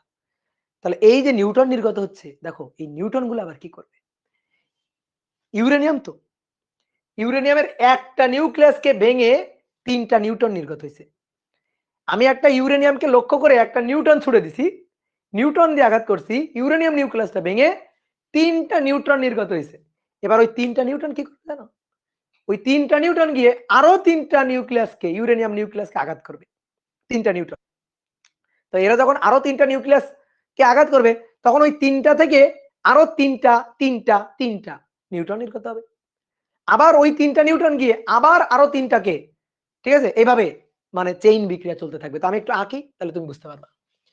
এই হচ্ছে একটা ইউরেনিয়াম, এটা থেকে আমি 3টা পাবো, এটা থেকে আমি কি পাবো 3টা, এই যে 3টা নিউটন পাচ্ছি, এটা ভেঙে, তাহলে এটা ভেঙে যখন 3টা পাচ্ছি, তাহলে সেই 3টা গিয়ে দেখো 3টা গিয়ে 3টা ইউরেনিয়াম অ্যাটমকে আঘাত করবে, তাহলে এটা থেকে ভেঙে পাচ্ছি 3টা, সেই 3টা গিয়ে 3টা ইউরেনিয়ামকে আঘাত করবে, বুঝছো? এবার এই ইউরেনিয়াম ভেঙে আবার 3টা, ধরো আবার 3টা, এটাকে ভেঙে আবার 3টা, এটাকে ভেঙে আবার 3টা পাওয়া যাচ্ছে। তাহলে এই একটা গিয়ে দেখো এখান থেকে একটা যাবে, গিয়ে আবার নির্গত, এবার আরেকটা নিউক্লিয়াসকে হিট করবে, আরেকটা নিউক্লিয়াসকে হিট করবে, আরেকটা নিউক্লিয়াসকে হিট করবে, দেখো কতগুলা নিউক্লিয়াসকে হিট করতেছে, ঠিক আছে? দেখো কতগুলা নিউক্লিয়াসকে হিট করতেছে, একটু ছোট ছোট করে লিখি। এটা একটা ইউরেনিয়ামকে, এটা একটা ইউরেনিয়ামকে, এটা একটা ইউরেনিয়ামকে, এটা uranium uranium uranium uranium uranium uranium, এই যে ইউরেনিয়ামকে আঘাত করতেছে। তারপরে আবার আর একটা হবে, এখান থেকে আবার 3টা নির্গত হবে, এখান থেকে আবার 3টা নির্গত হবে, এখান থেকে আবার 3টা নির্গত হবে, চলতেই থাকবে, এরকম চলতেই থাকবে। তাহলে এই হচ্ছে নিউক্লিয়ার ফিশন চেইন বিক্রিয়া। কি কথা বুঝছো? তাহলে 3, তারপরে 9, দেখো 1 2 3 4 5 6 7 8 9, তারপর 27, চলতেই থাকবে। তাহলে নিউক্লিয়ার ফিশন চেইন বিক্রিয়া, বুঝছো? এই কারণে এই যে নিউক্লিয়ার বিক্রিয়া, এই নিউক্লিয়ার বিক্রিয়া কিন্তু খুবই সাবধানতার সাথে, খুবই সতর্কতার সাথে এই নিউক্লিয়ার বিক্রিয়াগুলো ঘটানো হয়। এই যে রূপপুরে যে এই যে ইউরেনিয়াম নিয়ে যাওয়া হলো, ঠিক আছে, এই যে এই নিউক্লিয়ার বিক্রিয়া যে ইউরেনিয়াম নিয়ে যাওয়া হবে, সেখান থেকে নিউক্লিয়ার বিক্রিয়ার মাধ্যমে যে তড়িৎ শক্তি তৈরি করা হবে, দেখো ইউরেনিয়াম নিয়ে যাওয়া হলো কত সতর্কতার সাথে, কত সাবধানতার সাথে নিয়ে যাওয়া হলো, কোনোভাবে যেন এই মানে মানে নর্মালি ইউরেনিয়াম অনেক দামি মূল্য তো, আর দামি কেন, কারণ এই যে এখান থেকে ইউরেনিয়ামের একটা নিউক্লিয়াসকে ভেঙে আমি যে শক্তি পাই, আমি তোমাকে বলে দিচ্ছি প্রায় 200 মেগা ইলেকট্রোভোল্ট শক্তি পাই, 200 মেগা ইলেকট্রোভোল্টের বেশি, 200 থেকে 210 মেগা ইলেকট্রোভোল্ট শক্তি পাওয়া যায়। তাহলে খুব বেশি, অনেক বেশি শক্তি পাওয়া যায়। তো এই যে শক্তি, এই শক্তি আসে কি এই নিউক্লিয়ার বিক্রিয়া থেকে। তো দেখো একটা ভেঙে এরকম, তাহলে এবার একটা ভাঙতেছে 27, 9টা ভাঙতেছে, তারপর 27টা ভাঙতেছে, তাহলে বহুত বহুত শক্তি পাওয়া যাবে না? কোনোভাবে ধরো যে আমি মনে করো এই বিক্রিয়াকে কন্ট্রোল করতে পারি নাই, কোনোভাবে পাওয়ার প্ল্যান্টে এই বিক্রিয়াটাকে কন্ট্রোল করা যায় না। পাওয়ার প্ল্যান্টে নরমালি এই যে পাওয়ার প্ল্যান্টের যে নিউক্লিয়ার রিঅ্যাক্টর থাকে না, এরকম বড় মনো দেখবা যে এই যে রূপপুরেও এরকম দেখা যায়, এইগুলাকে বলা হয় রিঅ্যাক্টর, নিউক্লিয়ার রিঅ্যাক্টর। এইগুলা এই একটা এগুলা এক একটা নিউক্লিয়ার রিঅ্যাক্টর, ঠিক আছে? এগুলা নিউক্লিয়ার রিঅ্যাক্টর। এই নিউক্লিয়ার রিঅ্যাক্টর গুলার মধ্যেই এই ইউরেনিয়ামের এই ফিশন বিক্রিয়াটা হয়, ইউরেনিয়ামের ফিশন বিক্রিয়াটা হয়। তো কোনোভাবে ধরো এই ফিশন বিক্রিয়াটা এগুলার যে দেওয়াল, এই দেওয়ালের পুরুত্ব অনেক বেশি হয়, যাতে কোনোভাবে ভেতরের এই বিক্রিয়া বাইরে গিয়ে কোনো প্রভাব টভাব ফেলতে না পারে। বিশাল মনে করো যে পুরু দেওয়াল তৈরি করা হয়। তো এই নিউক্লিয়ার রিঅ্যাক্টরের মধ্যে যে বিক্রিয়াটা ঘটানো হয়, সেই সেই বিক্রিয়াটা নরমালি এই ধরনের উপরের বিক্রিয়াটা, ঠিক আছে? তো এই বিক্রিয়া যদি কন্ট্রোল করা না যায়, এই বিক্রিয়া যদি সাবধানতার সাথে ঘটানো না যায়, ধরো মনে করো আমি কি করছি, 1 বছরের জ্বালানি এনে রাখছি, 1 বছরের জ্বালানি মজুত করে রাখছি। আমি কি করলাম, কোনোভাবে ওই 1 বছরের জ্বালানি যেখানে মজুত আছে, ইউরেনিয়াম যেখানে মজুত আছে, ইউরেনিয়াম মনে করো যে আলু যেভাবে গুদাম করা হয়, ইউরেনিয়াম কিন্তু ওইভাবে গুদামের মতো রাখা হয় না, খুবই সাবধানতার সাথে রাখা হয়। কেন? এই বিক্রিয়ার কারণে। কোনোভাবে মনে করো যেখানে ইউরেনিয়াম মজুত করে রাখা হয়েছে, কোনোভাবে এইরকম এই নিউক্লিয়ার এই যে ফিশন বিক্রিয়া, এটা কোনোভাবে ওই মজুত করা ওই বিশাল পরিমাণে সংগঠিত হয়ে গেল, তাহলে এটা কি হিসাবে কাজ করে জানো? ওইখানে এই চেইন বিক্রিয়া এটা যদি ঘটতে থাকে 10 সেকেন্ড এরকম চেইন বিক্রিয়া ঘটে বিশাল পরিমাণ শক্তি নির্গত হবে, বিশাল পরিমাণ। তুমি মনে করো আমি এখানে রাজশাহী আছি, রূপপুর পাওয়ার প্ল্যান্টে ধরো যে এরকম যদি কোনো ঘটনা ঘটে, আমি এখানে থেকে টের পেয়ে যাবো। এত সাবধানতার সাথে এই জিনিসগুলো করা হয়, মানে তখন ওটা আসলে অ্যাটম বোমের মতো কাজ করবে, অ্যাটম বোমের মতো কাজ করবে, ওটা পারমাণবিক বোমা হয়ে যাবে, বোমা বিস্ফোরণ হয়ে যাবে এখানে। এই ইউরেনিয়াম দিয়ে ধরো ভালো কাজও করা হয়, খারাপ কাজও করা হয়। তুমি যদি পাওয়ার প্ল্যান্ট ব্যবহার করো, পাওয়ার প্ল্যান্টে ব্যবহার করো, তাহলে সেটা ভালো কাজের জন্য। ভালো কাজের জন্য যেটা আমরা ধরো বাংলাদেশের এই যে নতুন যে পাওয়ার প্ল্যান্টটা যেটা হবে রাশিয়ার মানে সাহায্যে, ঠিক আছে, রাশিয়ার মানে অর্থনৈতিক সাহায্যে এবং বাংলাদেশের মেলবন্ধনে যেটা হচ্ছে আর কি। তো এইটা মনে করো যে পাওয়ার প্ল্যান্ট, এটা তো মানুষের কল্যাণের জন্য ব্যবহার হচ্ছে। এমন মনে করো যে বিভিন্ন দেশ পারমাণবিক যে বোমা টোমা তৈরি করে বা পারমাণবিক যে অ্যাটম বোমের মানে শক্তি টক্তি প্রদর্শন করে, তো তারা কি করে, তারা তখন এই যে নিউক্লিয়ার এই ফিশন বিক্রিয়ার মাধ্যমে বিশাল পরিমাণ শক্তি নির্গত করে। তো এরকম বিশাল পরিমাণ শক্তি নির্গত আশেপাশের এলাকা সব খেপে উঠবে। কি কথা বুঝছো? ক্লিয়ার? তাহলে এটাই হচ্ছে কাহিনী। কি ক্লিয়ার? এইবার আসো, তাহলে আমরা এবার বিক্রিয়াতে ফেরত যাই। কি বলছে? এখানে যে বিক্রিয়াটা হবে, এই বিক্রিয়ায় ওই যে শক্তি নির্গত হবে, সেই নির্গত শক্তির 10% গামা বহন করে। আমার চাইছে ভর ত্রুটি আর নির্গত শক্তি। তাহলে এই যে শক্তিটা না, এই শক্তিটা তো ভর ত্রুটি থেকেই আসবে। এই শক্তিটা তো ভর ত্রুটি থেকেই আসবে। ভর ত্রুটি বের করবা, বের করে তার সাথে E = mc²। তাহলে দেখো এদিকে দেখো, কেমিস্ট্রির বিক্রিয়ার মতো এই দুইটা ভেঙে এইটা প্লাস শক্তি, তাহলে শক্তি হচ্ছে ভর ত্রুটি ডেলেম। তাহলে ডেলেম পাওয়া যাবে, এদের ভর যোগ করে এইটা ওই পাশে পাঠা বিয়োগ করবা, বিয়োগ করলে ভর ত্রুটি ডেলেম পাবা। আর ওই ডেলেমটাই আসলে শক্তি। তাহলে ডেলেমটাই শক্তি, আমাদের এই ডেলেমটাই বের করতে হবে। তাহলে আসো 2 নম্বর এখান থেকে শুরু করি। ডেল এম ভর ত্রুটি, ডেল এম ভর ত্রুটি হচ্ছে এম ইউরেনিয়াম নিউক্লিয়াস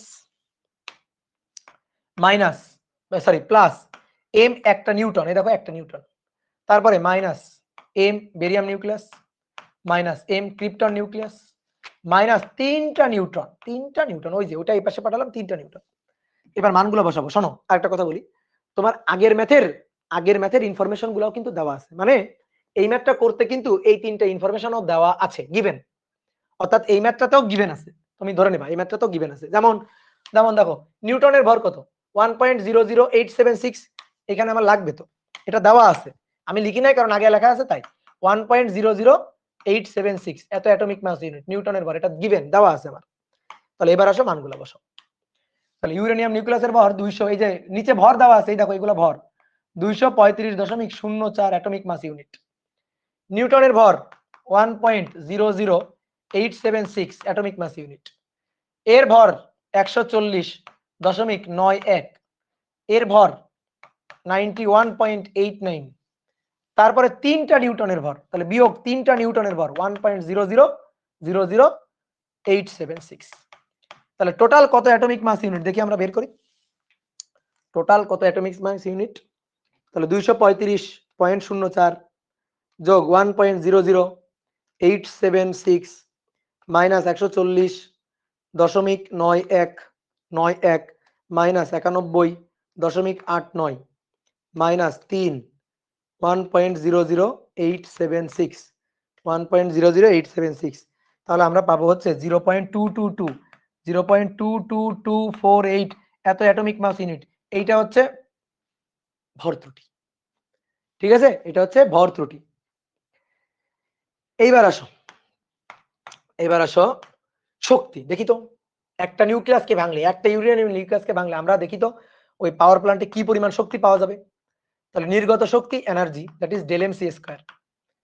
এবার ডেল এম এর মান 0.0.22248 এত গুণ 1.66057 ইন্টু 10⁻⁻27 গুণ 3 ইন্টু 10⁸। তোমার যদি ইনফরমেশন গিভেন থাকে ওই যে এক atomic mass unit equal to কত, তুমি তাহলে একবারে লিখতে পারো। তাহলে এত গুণ 1.66057 এক্সপোনেনশিয়াল ফাংশন -27 গুণ 3 এক্সপোনেনশিয়াল ফাংশন 8 তার স্কয়ার। তাহলে এটা পাবো হচ্ছে 3.324 গুণ 10⁻11 ভাগ 1.6 ইন্টু 10⁻19। এটা জুলে ছিল, এটা ইলেকট্রোভোল্টে যাবে এবার। তাহলে ভাগ 1.6 এক্সপোনেনশিয়াল ফাংশন -19, তাহলে ভাগ দিলে পাবো হচ্ছে 207.812 এত মেগা ইলেকট্রোভোল্ট। এইটা হচ্ছে শক্তি 207 আমি একেবারে অ্যাকুরেট হিসাব করছি, আমার এটাই আসছে, বুঝছো? তো সমস্যা নেই, 207 209 যদি কারো আসে ওটা কোনো কম বেশি হলে কোনো সমস্যা নেই, ঠিক আছে। এই হচ্ছে আমার binding energy, sorry binding energy বলছি, নির্গত শক্তি, কিন্তু বাইন্ডিং এনার্জি না, এটা হচ্ছে ওই বিক্রিয়ায় নির্গত শক্তি।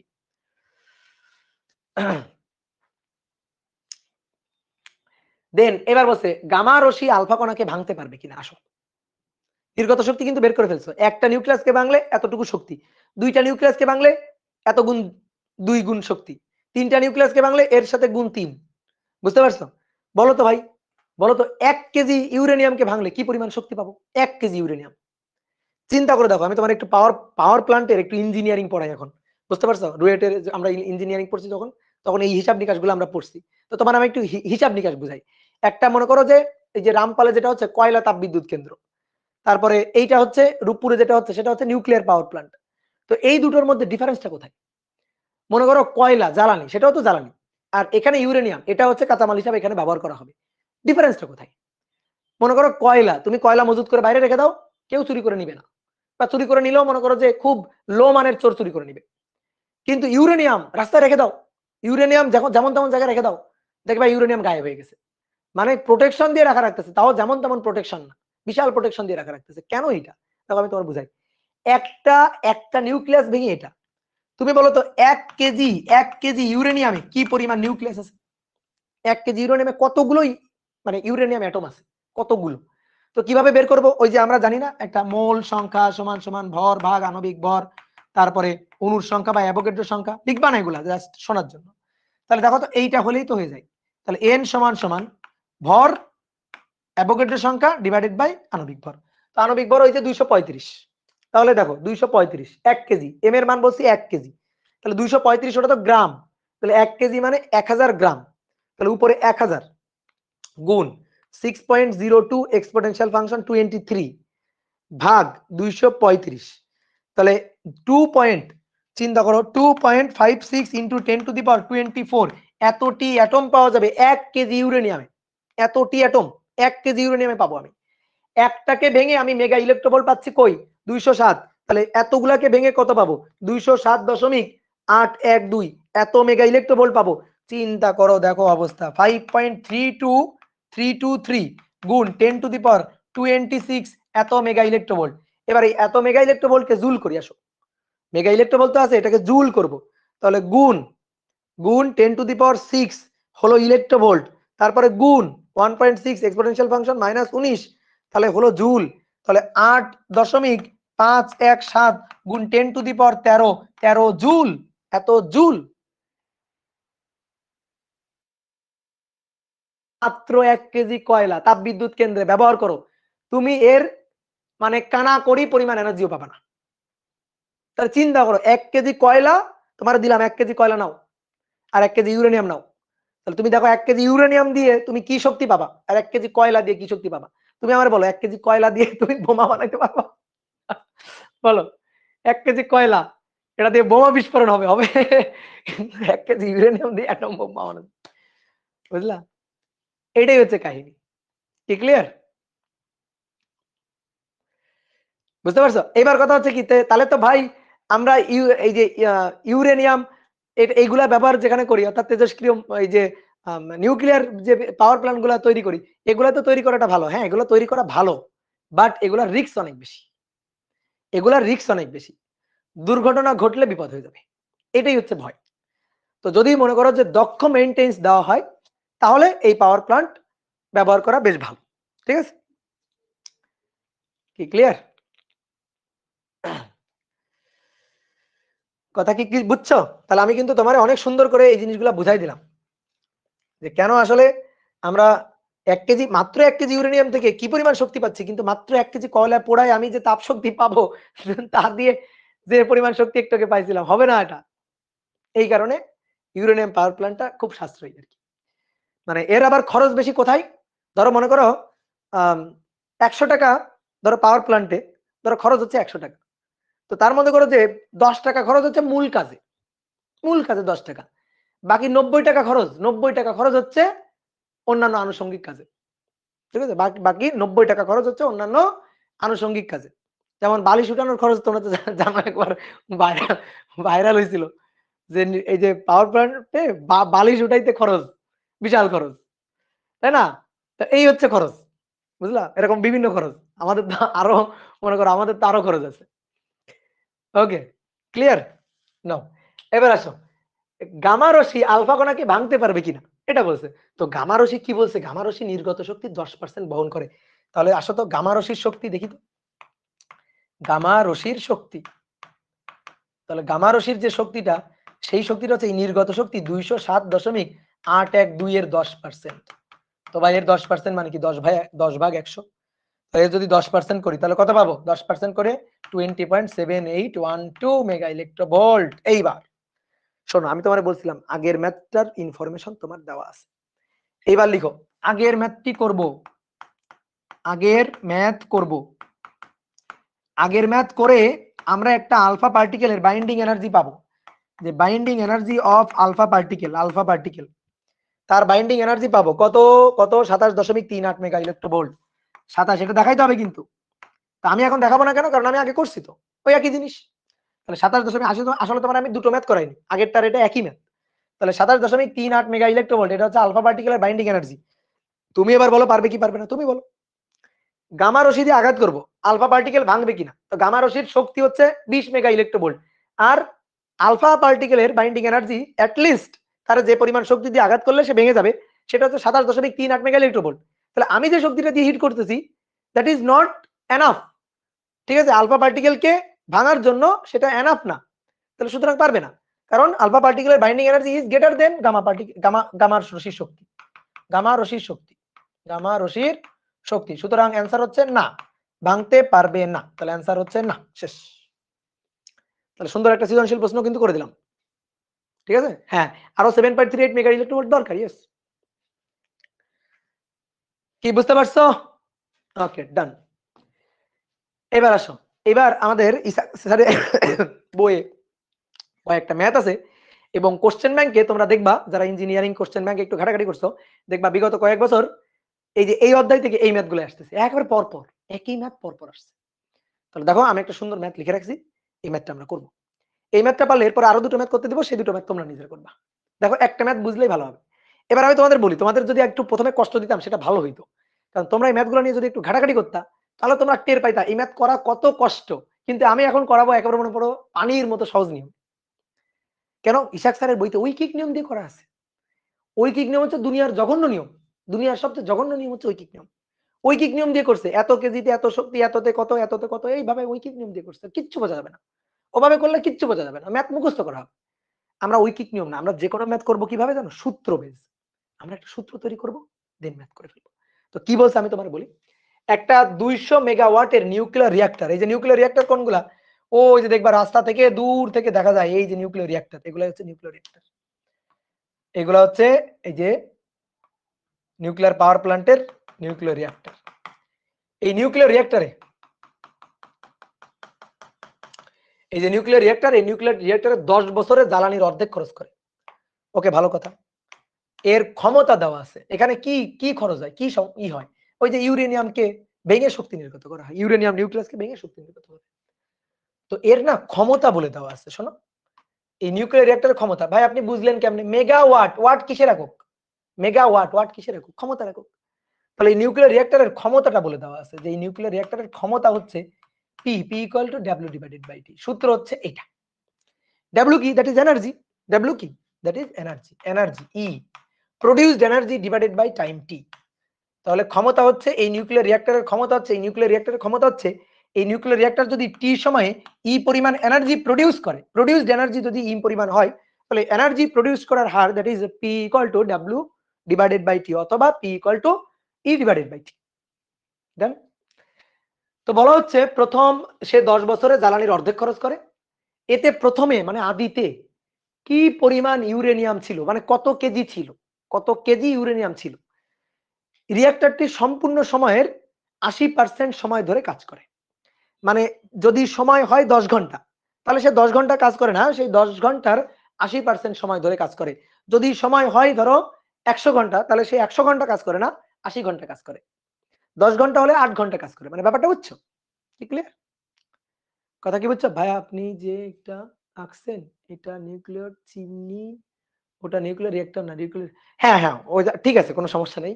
হ্যাঁ, আমি বোঝানোর জন্য আঁকছি। এটা নিউক্লিয়ার চিমনি। ঠিক আছে? নিউক্লিয়ার রিঅ্যাক্টর না। ঠিক আছে? আমি বোঝানোর জন্য আঁকছি। হ্যাঁ, ঠিক আছে। তুমি কমেন্ট করছো, ঠিক করছো। হ্যাঁ। ওকে। ঠিক আছে। এবার আসো। দেখো P equal to E divided by T। তা আমার এখন কি লাগবে? আমার লাগবে হচ্ছে যে কতটুকু ইউরেনিয়াম। তো আমি একটু আগে না তোমার একটা এই ম্যাথই করাইছি।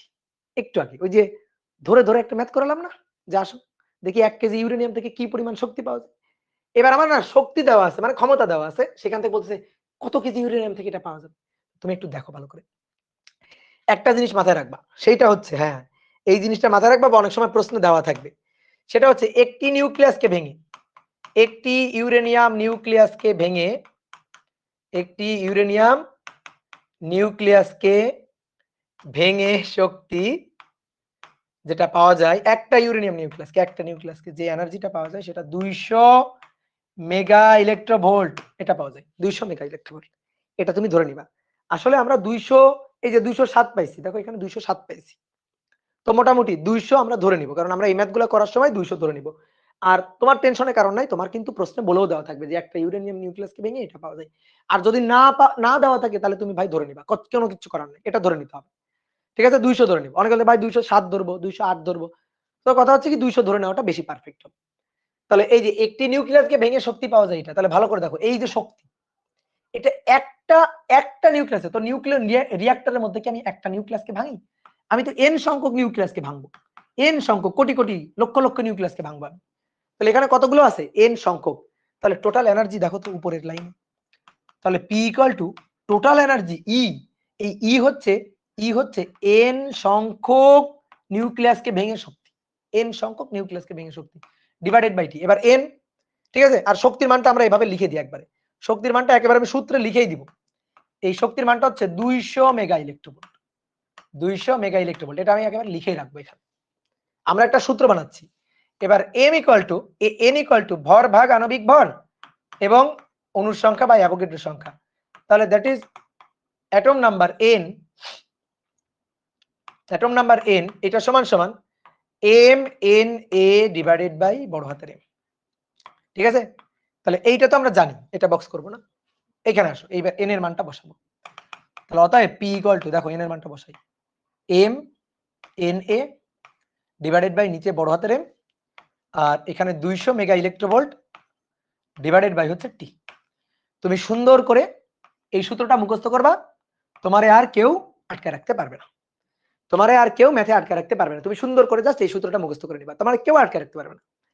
তাহলে এই সূত্রটা মুখস্থ করে নিবা। এবার আসো সূত্র মুখস্থ। বলো সূত্র সবাই বুঝছো কিনা? বলো সূত্র সবাই বুঝছো কিনা? ক্লিয়ার? ওকে। এবার এখানে মান বসাই দিব। আসো সবাই বোর্ডে দেখো এবার।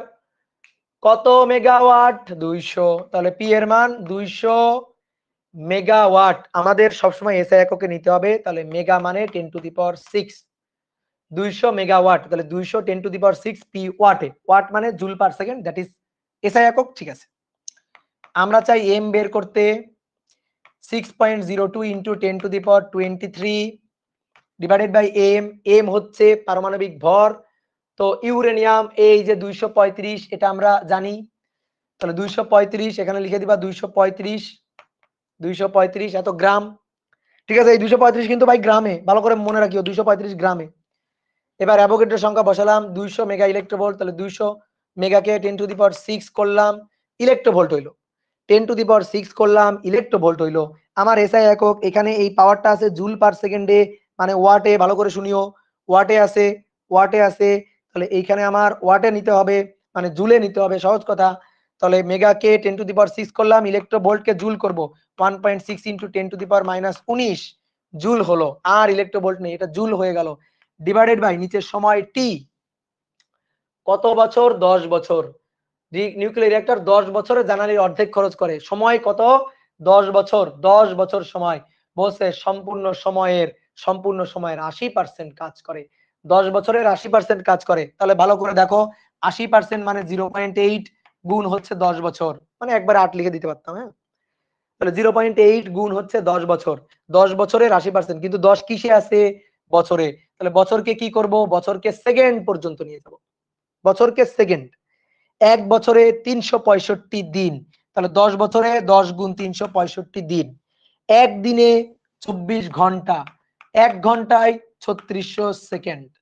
ডান, কে ক্লিয়ার? এক ঘন্টায় 3600 সেকেন্ড, কি ক্লিয়ার? তাহলে সূত্রটা হচ্ছে এইটা, ক্লিয়ার? এই যে শেষ, সবই জানি, শুধু জানি না এম এর মান। তাহলে আমি আরেকবার কি বলবো? পি মেগাওয়াট দেওয়া আছে গুণ 10 to the power 6 watt, M বের করতে চাই, এই এমটা আণবিক ভর 235, অ্যাভোগাড্রো নাম্বার বসালাম, 200 মেগা ইলেকট্রোভোল্টকে জুল করলাম, তাহলে 200 গুণ 10 টু দি পাওয়ার 6 গুণ 1.6 into 10 to the power -19 divided by সময় ছিল 10 বছর, 10 বছর, তাহলে 10 বছরের 0.8%, 10 বছরের 0.8 গুণ মানে 80%, তারপরে 365, তারপরে 24, তারপরে 3600। ক্লিয়ার? এইবার আসো, তাহলে এইখান থেকে হিসাব নিকাশ করে এম এর মানটা বের করব। এম এর মান 200 এক্সপোনেনশিয়াল ফাংশন 6 গুণ 235 গুণ 0.8 গুণ 10 গুণ 365 গুণ 24 গুণ 3600, যদি হিসাব নিকাশ ঠিক থাকে, ভাগ 6.02 এক্সপোনেনশিয়াল ফাংশন 23 গুণ 200 এক্সপোনেনশিয়াল ফাংশন 6 গুণ 1.6 গুণ 1.6 এক্সপোনেনশিয়াল ফাংশন -19 19 19 19 19 বিসমিল্লাহ। তাহলে কত হলো? কত হলো? এত গ্রাম, তাহলে 6 ইনটু, এত কিন্তু গ্রামে, বলো কেন গ্রামে, দেখি কে বলতে পারে? 155 গুণ 10 টু দি পাওয়ার 5, এটা কিন্তু গ্রামে, এটা কিন্তু গ্রামে, বলো। হ্যাঁ হ্যাঁ ঠিক মিলছে তো, এটা কিন্তু গ্রাম গ্রাম গ্রাম গ্রাম, হ্যাঁ। কেন গ্রাম? এই 235 গ্রাম, তাই 235 গ্রামে, তাহলে এম আসবে গ্রামে। এবার তোমার কেজি নিতে ইচ্ছা হলে নাও, তাহলে এত কেজি মানে 10 টু দি পাওয়ার 5 আছে হচ্ছে, মানে এখান থেকে 10 টু দি পাওয়ার 2 বাদ দিয়ে দাও, তাহলে 6.155 গুণ 10 টু দি পাওয়ার 3 কেজি, এত কেজি ইউরেনিয়াম, এত কেজি, এত কেজি ইউরেনিয়াম, বুঝছো? এই যে এত কেজি। এবার শোনো, অ্যান্সার কিন্তু এটা না, অ্যান্সার কিন্তু এটা না, এবার ভালো করে পড়ো। বলছে রিঅ্যাক্টরটি 10 বছরে জ্বালানির অর্ধেক খরচ করে, এটা খরচ করে, এটা ব্যয় করে, তাই না? আমার 10 বছর, 10 বছরের 80% সময় কাজ করছে, তাহলে এইটা হচ্ছে 10 বছরে খরচ করা, 10 বছরে খরচ করার পরিমাণ এটা বলতেছে। 10 বছরে জ্বালানির অর্ধেক খরচ করে, প্রথমে কতটুকু ছিল? মনে করো তোমার বাসায় খাবার আছে, তুমি 10 বছরে 50 কেজি খাবার খেয়ে ফেলছো, 10 বছরে 50 কেজি খাবার খেয়ে ফেলছো, তো আমি বলছি 10 বছরে তুমি অর্ধেক খাইছো, তাহলে তোমার 10 বছর আগে কত ছিল? পুরোটা কত ছিল? 100 কেজি ছিল, অর্ধেক খাইছো তুমি, তো এই হচ্ছে কথা। কি ক্লিয়ার? কথা কি বুঝছো? বলো বুঝছো কিনা? তাহলে ও আচ্ছা, এখানে সরি সরি সরি, এখানে তো 10 টু দি পাওয়ার 3 হবে না, 10 টু দি পাওয়ার 2 হবে, ভুল করেছি, 10 to the power 2 KG, 10 to the power 2 KG. কি ক্লিয়ার? তাহলে এইটা খরচ করছে, তাহলে 10 বছরে অর্ধেক খরচ করে, তাহলে ছিল কত? এর দ্বিগুণ। তাহলে ছিল কত? এর দ্বিগুণ। অর্ধেক খরচ করছে, তাহলে ছিল কত? ইউরেনিয়াম ছিল 6.155 গুণ 10 টু দি পাওয়ার 2 এত কেজি গুণ 2 কেজি। ঠিক আছে, এটাই হচ্ছে অ্যান্সার। বলো বুঝতে পারছো কিনা? গুণ 2 হবে, গুণ 2 হবে। ক্লিয়ার?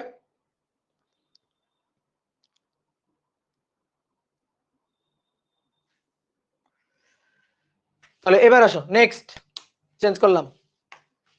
নেক্সট 5 নম্বর, একটি নিউক্লিয়ার রিঅ্যাক্টরের ক্ষমতা, একটি নিউক্লিয় রিঅ্যাক্টরের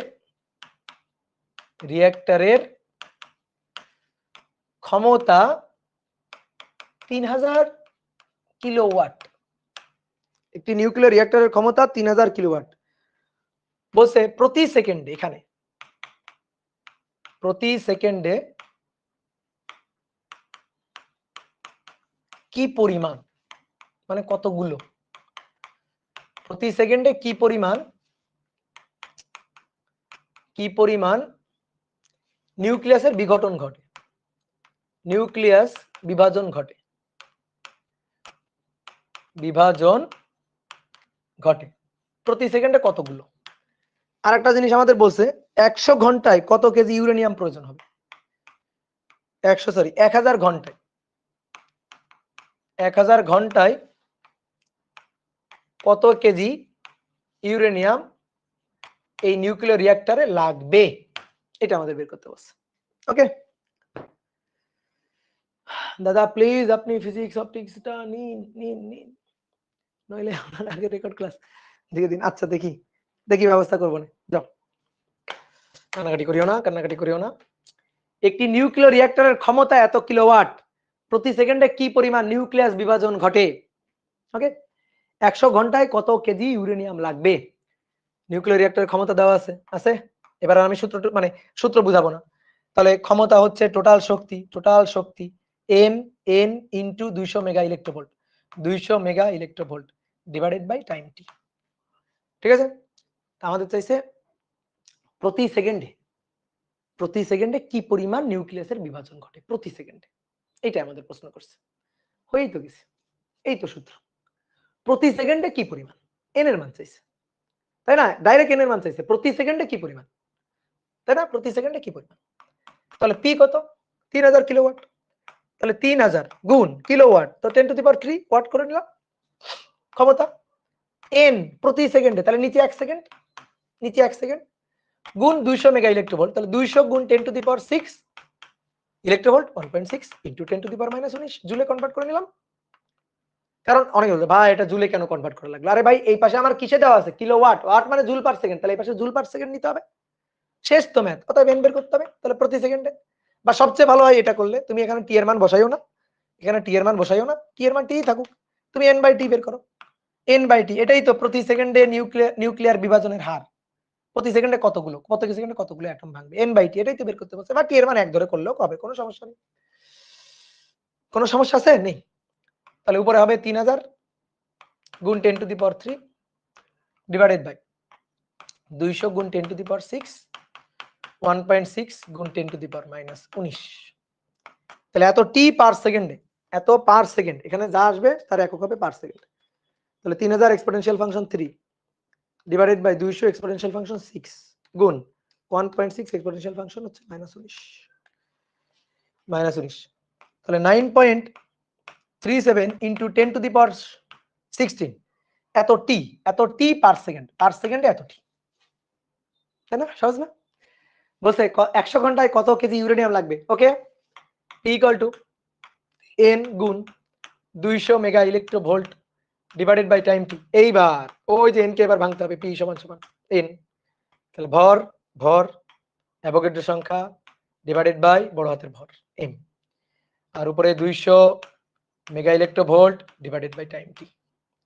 তাহলে এবার মান বসাও, p এর মান 3000 কিলোওয়াট, তাহলে 3000 গুণ 10 টু দি পাওয়ার 3 ঠিক আছে 3000 গুণ 10 টু দি পাওয়ার 3 কত ঘন্টায় 100 ঘন্টায় দেখো সরি 1000 ঘন্টায় 1000 ঘন্টা এক ঘন্টা 1 ঘন্টায় 3600 সেকেন্ড 1000 ঘন্টায় গুণ 3600 সেকেন্ডে নিয়ে নিলাম এম লাগবে আচ্ছা নিচে তো আরো আছে নিচে তো টি মানে 1000 গুণ 3600 তারপরে এই পাশে এম আছে 235 এটা গ্রামে তাহলে উপরে আমার এম আসবে গ্রামে তো কত কেজি লাগবে আর যদি মনে করো এটার একবারে কেজি নিয়ে নিবা নাও তো 235 কে কেজি নিয়ে নাও কোনো সমস্যা নেই তাহলে অ্যাভোগাড্রো সংখ্যা 6.02 ইনটু 10 টু দি পাওয়ার 23 আর 200 গুণ 1.6 into 10 to the power 200 mega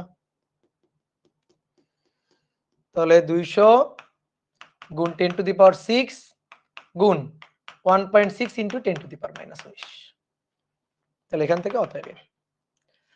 থেকে অতএব এম বের করবা করছো 1000 লেখার দরকার নাই 1000 আর লেখার দরকার নাই কেন ও আচ্ছা হ্যাঁ 1000 আর লেখার দরকার নাই কেজি চলে 1000 আর লেখার দরকার নাই গুড ভেরি গুড তাহলে এখান থেকে তুমি প্রথমে পাবা কিন্তু যাই হোক আমি 1000 তো লিখে ফেলছি এখানে পাবা তুমি হচ্ছে গ্রাম তারপরে একে আবার 1000 দিয়ে ভাগ দিবা 1000 দিয়ে ভাগ দিবা তাহলে ভাগ দিয়ে পাবা কি কেজি ঠিক আছে ভাগ দিয়ে 1000 কেজি ওকে ডান ক্লিয়ার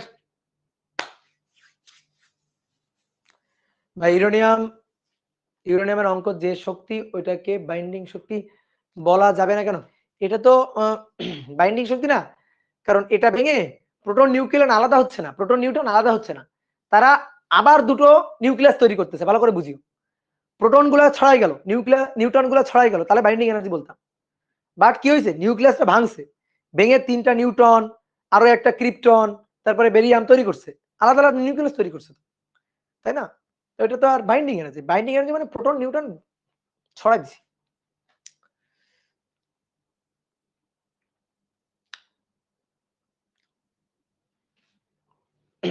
ওকে ডান ভাইয়া আবার এবার গতিতে কিছু চলতে আছে না তাইলে ম্যাচ কিভাবে গায়েব হয় আলোর গতিতে কিছু চলতে মানে বুঝলাম না আলোর গতিতে চলতেছে না মানে বুঝি নাই প্রশ্ন বুঝি নাই এবার নাও নিজেরা একটা করো তো নিজেরা একটা করবা বলো সহজ একটা জিনিস করো ছোট্ট একটা ম্যাথ দিই 5 6 6 6 ও আচ্ছা তুমি প্রশ্ন করছো আলোর গতিতে চলতেছে না তাহলে ভর গায়েব হয় কেমনে ভর গায়েব হয়নি তুমি তো আটাতে পড়ো নাই আটাতে ভালো করে পড়ো আলোর গতিতে কোনো কিছু চলতেই পারে না বুঝলা আলোর গতিতে কোনো কিছু চলতেই পারে না কোনো নিউক্লিয় রিঅ্যাক্টরে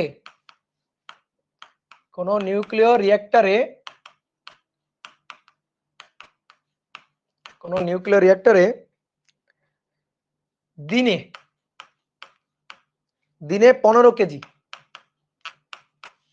কেজি ইউরেনিয়াম 235 এবং 92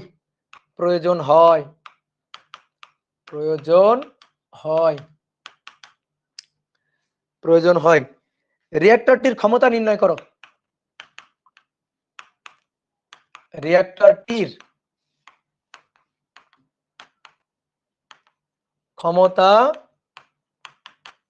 নির্ণয় করো নাও রিঅ্যাক্টরটির ক্ষমতা নির্ণয় করো মানে সহজ ম্যাথটা তোমারে পরে দিছি তাহলে পি ইকুয়াল টু তাই তো 15 কেজি পরিমাণ দেওয়া আছে দিনে মানে একদিন তাই তো তাহলে একবারে সূত্র লিখি তো এম এন এ বড় M 200 mega electronvolt divided by time T তাহলে ক্ষমতাই বের করতে বলছে একবারে ক্ষমতা তাহলে এম এর মান 15 কেজি ভালো কথা তাহলে এটা হচ্ছে 235 এত gram into 10 to the power -3 KG হয়ে গেল উপরে 6.02 ইনটু 10 টু দি পাওয়ার 23 200 গুণ 10 টু দি পাওয়ার 6 মেগা গুণ 1.6 ইন্টু 10⁻⁻19 ডিভাইডেড বাই টাইম টি, টি হচ্ছে একদিন। তো ভাই একদিনে 24 ঘন্টা হয়, আর 1 ঘন্টায় 3600 সেকেন্ড, তাহলে 24 ঘন্টায় 24 গুণ 3600 সেকেন্ড, তাহলে এত ওয়াট। এই বক্স করে যা পাবো এত ওয়াট। এবার ওই ওয়াটকে যদি তোমার ইচ্ছা করে, খুবই ইচ্ছা করে, 10⁶ দিয়ে ভাগ দিও, তাহলে বক্সের মধ্যে যা পাবা তা হবে মেগাওয়াট। ডান, ক্লিয়ার?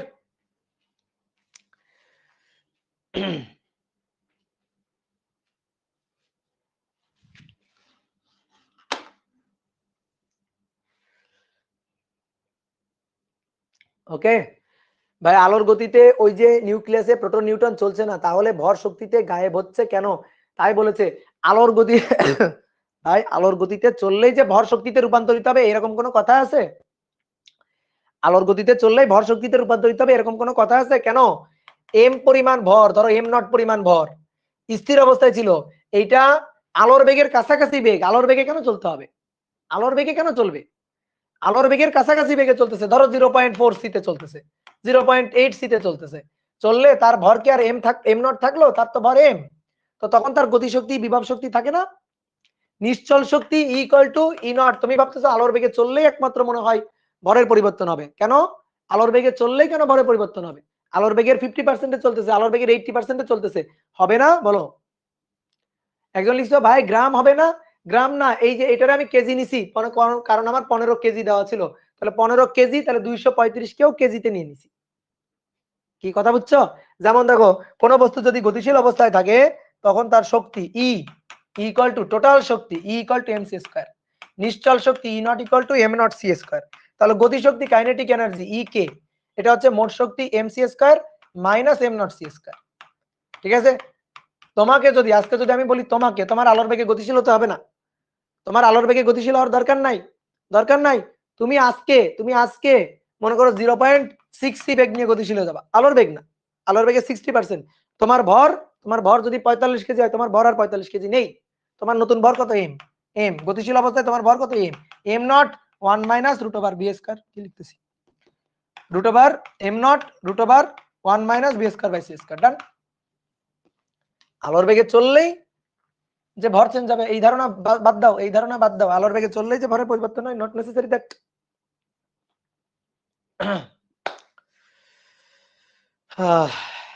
ডান ডান ডান ডান, তাহলে মূল পড়া ডান, আমাদের এই অধ্যায় প্রায় শেষ, প্রায় শেষ। তাহলে এইবার আসো আরেকটা ছোট্ট ম্যাথ করো তো, ছোট্ট ম্যাথ, ছোট্ট একটা ম্যাথ, 6 নম্বর 7 নম্বর, ছোট্ট একটা ম্যাথ করবো। 7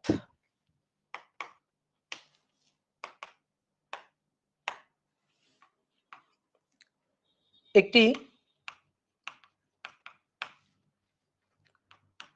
56 আয়রন আর নিচে 26 পারমাণবিক সংখ্যা, এত নিউক্লিয়াস বিভাজনের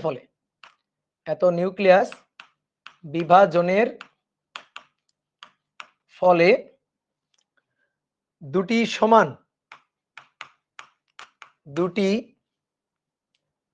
দুটি অ্যালুমিনিয়াম 1328 এর নিউক্লিয়াসে পরিণত হওয়া, এর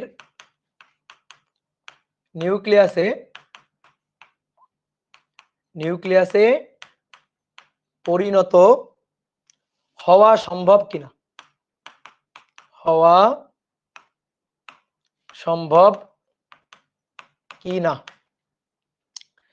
দেওয়া আছে এম অফ আয়রন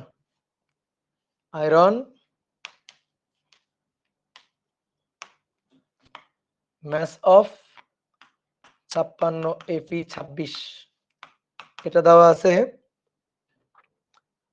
55.93494, এত অ্যাটমিক মাস ইউনিট।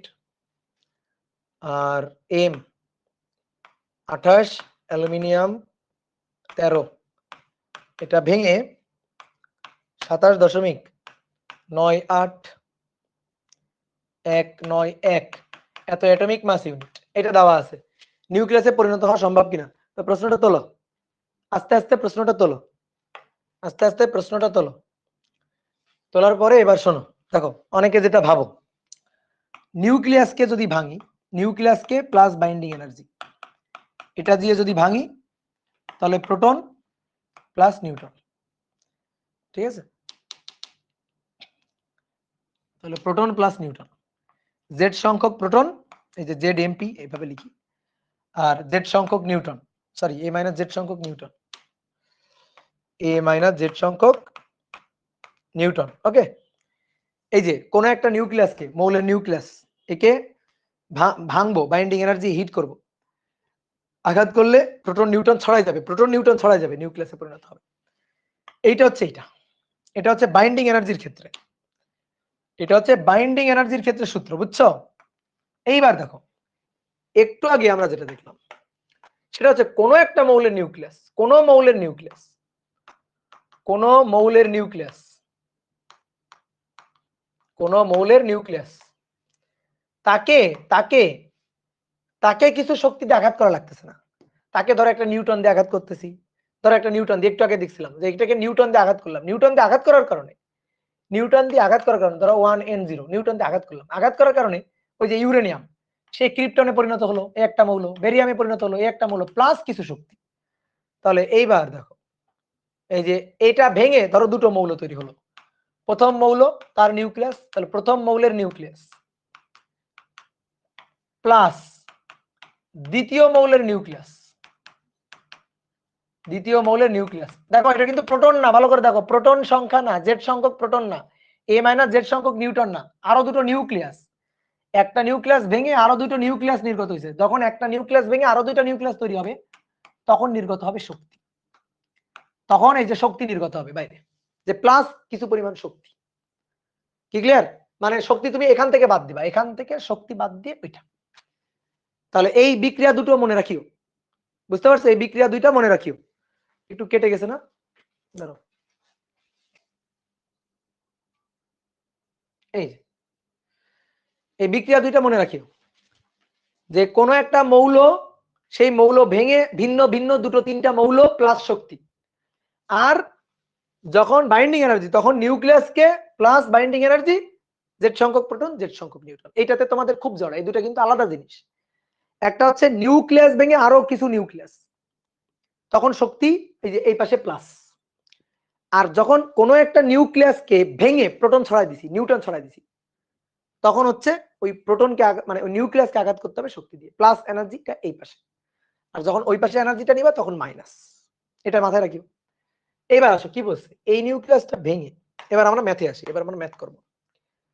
56 আয়রন 26, এটা ভেঙে দুটো আলাদা আলাদা নিউক্লিয়াস, সরি দুটো একই নিউক্লিয়াস কিন্তু দুটো, অ্যালুমিনিয়াম 1328 প্লাস অ্যালুমিনিয়াম 1328, এটা হবে। আর বলছে প্লাস কিছু শক্তি হবে, ঠিক আছে? হবেই তো, দেখো উপরেরটার সাথে মিলাও, এটা ভেঙে দুটো দুটো মানে মৌল, ভিন্ন মৌলের নিউক্লিয়াস প্লাস শক্তি, তাহলে এটা ভেঙে দুটো ভিন্ন মৌলের নিউক্লিয়াস প্লাস শক্তি। তা আমি ওই শক্তিটা বের করব। তো শক্তিটা কোত্থেকে আসবে? শক্তিটা আসবে কোত্থেকে? ভর ত্রুটি থেকে, ডেল এম, শক্তি ডেল এম। তাহলে ডেল এম সমান সমান, ডেল এম সমান সমান এম আয়রন সংক্ষেপে লিখি, এম অফ এফি মাইনাস এম অফ অ্যালুমিনিয়াম দুটো গুণ 2। তাহলে এর ভর দেওয়া আছে কত? 55.934949 মাইনাস 27.98191 গুণ 2। দেখি তো কত অ্যাটমিক মাস ইউনিট আসে। যদি দেখি পজিটিভ আসছে, যদি দেখি পজিটিভ, ডেল এম পজিটিভ, দেন ভাঙা সম্ভব, কারণ ভাঙলে এই যে প্লাস শক্তি। যদি দেখি ডেল এমটা নেগেটিভ, নেগেটিভ আসছে, দেন ভাঙা সম্ভব না, দেন ভাঙা সম্ভব না। কি ক্লিয়ার? যদি এই বিক্রিয়া ঠিক থাকে তাহলে ভাঙা সম্ভব, যদি এটা না হয় তাহলে ভাঙা সম্ভব না, ভাঙবে না, এটা ভেঙে দুটো আলাদা আলাদা নিউক্লিয়াস তৈরি হবে না। তাহলে এবার তুমি এখান থেকে বের করে দেখো তো অ্যান্সারটা কি আসে, কেউ একজন বলো তো, আমার আর ক্যালকুলেটর ধরতে ইচ্ছা করছে না। ঠিক আছে, নেগেটিভ মান, হ্যাঁ -0.0288 মাইনাস, আর নেগেটিভ আসবে 0.0288, নেগেটিভ আসছে তাহলে সম্ভব না, তাহলে ঠিক নাই, তাহলে সম্ভব না। উত্তর হচ্ছে নেগেটিভ এসে গেছে, সম্ভব না, সম্ভব না, কারণ ভর তো, ভরের এই মিসম্যাচটুকু তো আর পাওয়া যাচ্ছে না। ঠিক আছে, এই জিনিসটা মাথায় রাখবা। ক্লিয়ার? আচ্ছা, ওকে ওকে ওকে ওকে। ওকে, তাহলে বুঝলাম। তাহলে মোটামুটি আমাদের আর পড়ার বিষয়বস্তু যা ছিল মোটামুটি হলো। পড়ার বিষয়বস্তু যা ছিল তা মোটামুটি হইলো, বুঝছো?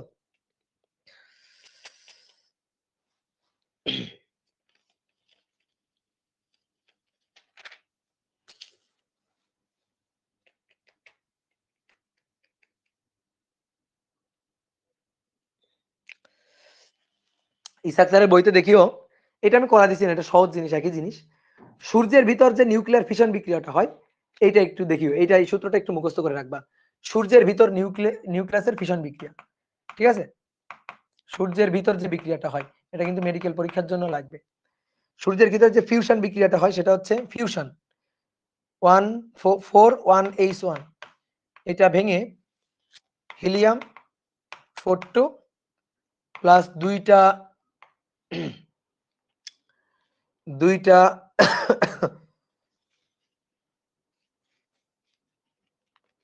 দুইটা বিটা রশ্মি, মেবি বিটা, হ্যাঁ, প্লাস হচ্ছে 26 মেগা ইলেকট্রোভোল্ট শক্তি পাওয়া যায়। তো এই সূত্রটা একটু মুখস্থ রাখিও, অনেক সময় যদি ম্যাথটা দিয়ে দেয় কখনো, এই সূত্রটা ছাড়া আর দিতে পারবে না। আর একটা হচ্ছে নিউক্লিয়ার পাওয়ার প্ল্যান্টের বিক্রিয়া, তো ওটা তো আমি করে দিছি। তাহলে এইটা একটু পড়বা, দেখবা এইটার একটা ম্যাথ আছে, তো ম্যাথ একই রকম, এটার ম্যাথ একই রকম, বলতেছে একটি নিউক্লিয়ার রিঅ্যাক্টরে একই তো ম্যাথ। নিউক্লিয়ার রিঅ্যাক্টরে 2 কেজি ইউরেনিয়ামের ফিশনের ফলে কত তাপ শক্তি উৎপন্ন হবে। আর এটা হচ্ছে সূর্যের ভিতর 2 কেজি হাইড্রোজেনের ফিউশন বিক্রিয়ায় কত তাপ শক্তি উৎপন্ন হবে। তো তোমার খালি এইটুকু লাগবে, বুঝতে পারছো? এইটুকু লাগবে। তাহলে একটা নিউক্লিয়াস ভেঙে 26 মেগা ইলেকট্রোভোল্ট, তাহলে একটার জন্য 26 মেগা ইলেকট্রোভোল্ট। তাহলে এবার 2 কেজি হাইড্রোজেন নিয়ে হিসাব করবা, যেভাবে আমরা হিসাব করে দিছি, তাহলে উৎপন্ন শক্তি বের করবা, এই, ঠিক আছে? আর তারপর বলছে প্রাপ্ত শক্তির অনুপাত কত, সহজ ম্যাথ, পারবা। ক্লিয়ার?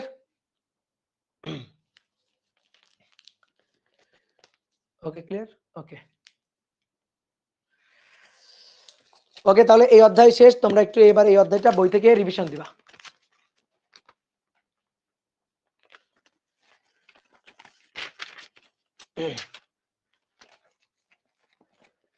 দাদা play button, play button, play button, এই যে প্লে বাটন, দেখাই।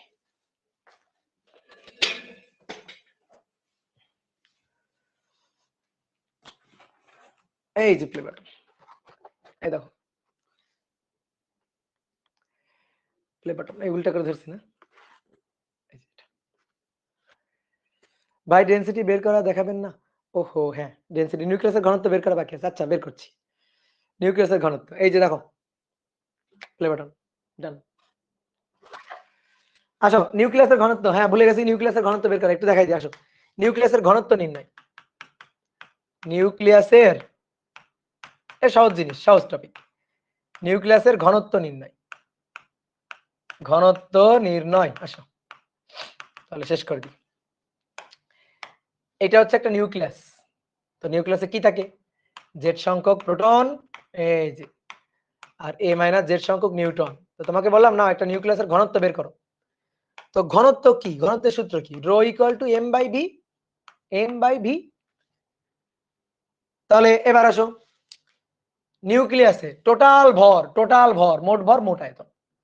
টোটাল ভর হচ্ছে জেড সংখ্যক প্রোটনের ভর প্লাস এ মাইনাস জেড সংখ্যক নিউটনের ভর, নিচে আয়তন কার? নিউক্লিয়াসের আয়তন। তো নিউক্লিয়াসের ব্যাসার্ধ মনে আছে আর, তাহলে আয়তন হচ্ছে 4/3 পাই আর কিউব, মনে পড়ে? 4/3 পাই আর কিউব, যেখানে নিউক্লিয়াসের ব্যাসার্ধ R, R not Fermi constant, A to the power 1/3।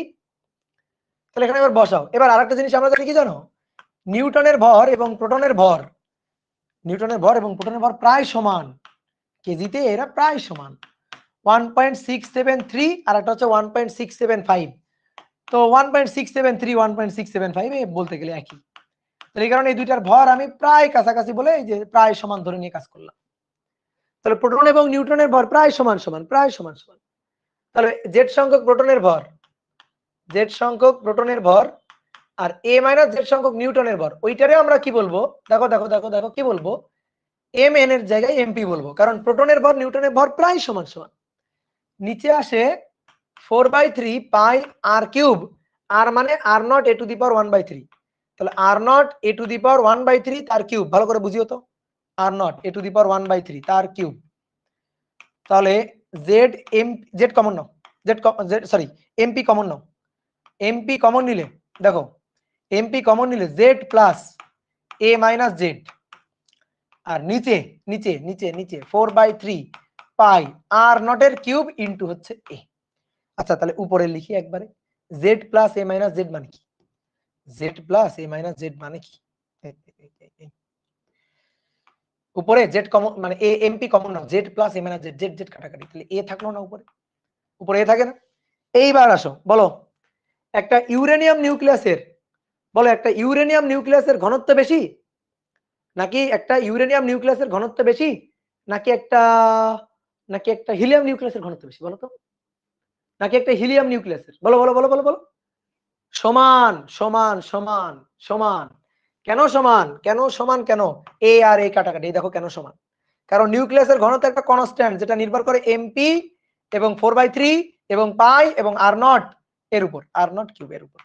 এবার তুমি মান জানো, এমপি হচ্ছে 1.67 বা 673 into 10 to the power -27 divided by 4/3 pi R not হচ্ছে ফার্মি কনস্ট্যান্ট 1.2 বা 1.4 যেটাই বসাও না কেন into 10 to the power minus কত ফার্মি কনস্ট্যান্ট, বলো 10 টু দি পাওয়ার মাইনাস কত, 12 না 15, বলো বলো বলো বলো বলো কত হবে, 10 টু দি পাওয়ার মাইনাস কত 15, 10 টু দি পাওয়ার মাইনাস 15, একজন বলছে 12, একজন বলছে 15, ফার্মি কনস্ট্যান্ট, ঠিক আছে। পিকো মানে কত, 10 to the power minus 12 pico, আর ফার্মি মানে 10 to the power minus femto, femtometre, তাহলে 10 টু দি পাওয়ার মাইনাস 15, এগুলো যদি উল্টাপাল্টা করো তাহলে তো কিন্তু মায়ের হবে, এত কিউব। বের করো এবার, বের করো বের করো বের করো, 1.673 এক্সপোনেনশিয়াল ফাংশন -27 ডিভাইডেড বাই 4/3 গুণ 3.1416 গুণ 1.2 এক্সপোনেনশিয়াল ফাংশন 10 টু দি পাওয়ার -15 তার কিউব, তার কিউব। তাহলে দেখো 2.31, এই যে 2.31 into 10 to the power 17 KG per metre cube, দেখছো প্রত্যেকটা নিউক্লিয়াসের ঘনত্ব এটা। নিউক্লিয়াস অনেক ভাই নিউটন হিলিয়ামের তো ভর সংখ্যা কম, ইউরেনিয়াম তো ভর সংখ্যা বেশি, তাহলে ঘনত্ব, হ্যাঁ ভর সংখ্যা বেশি, ইউরেনিয়ামের ভর সংখ্যা বেশি, জায়গাও তো বেশি, ঘনত্ব সেম।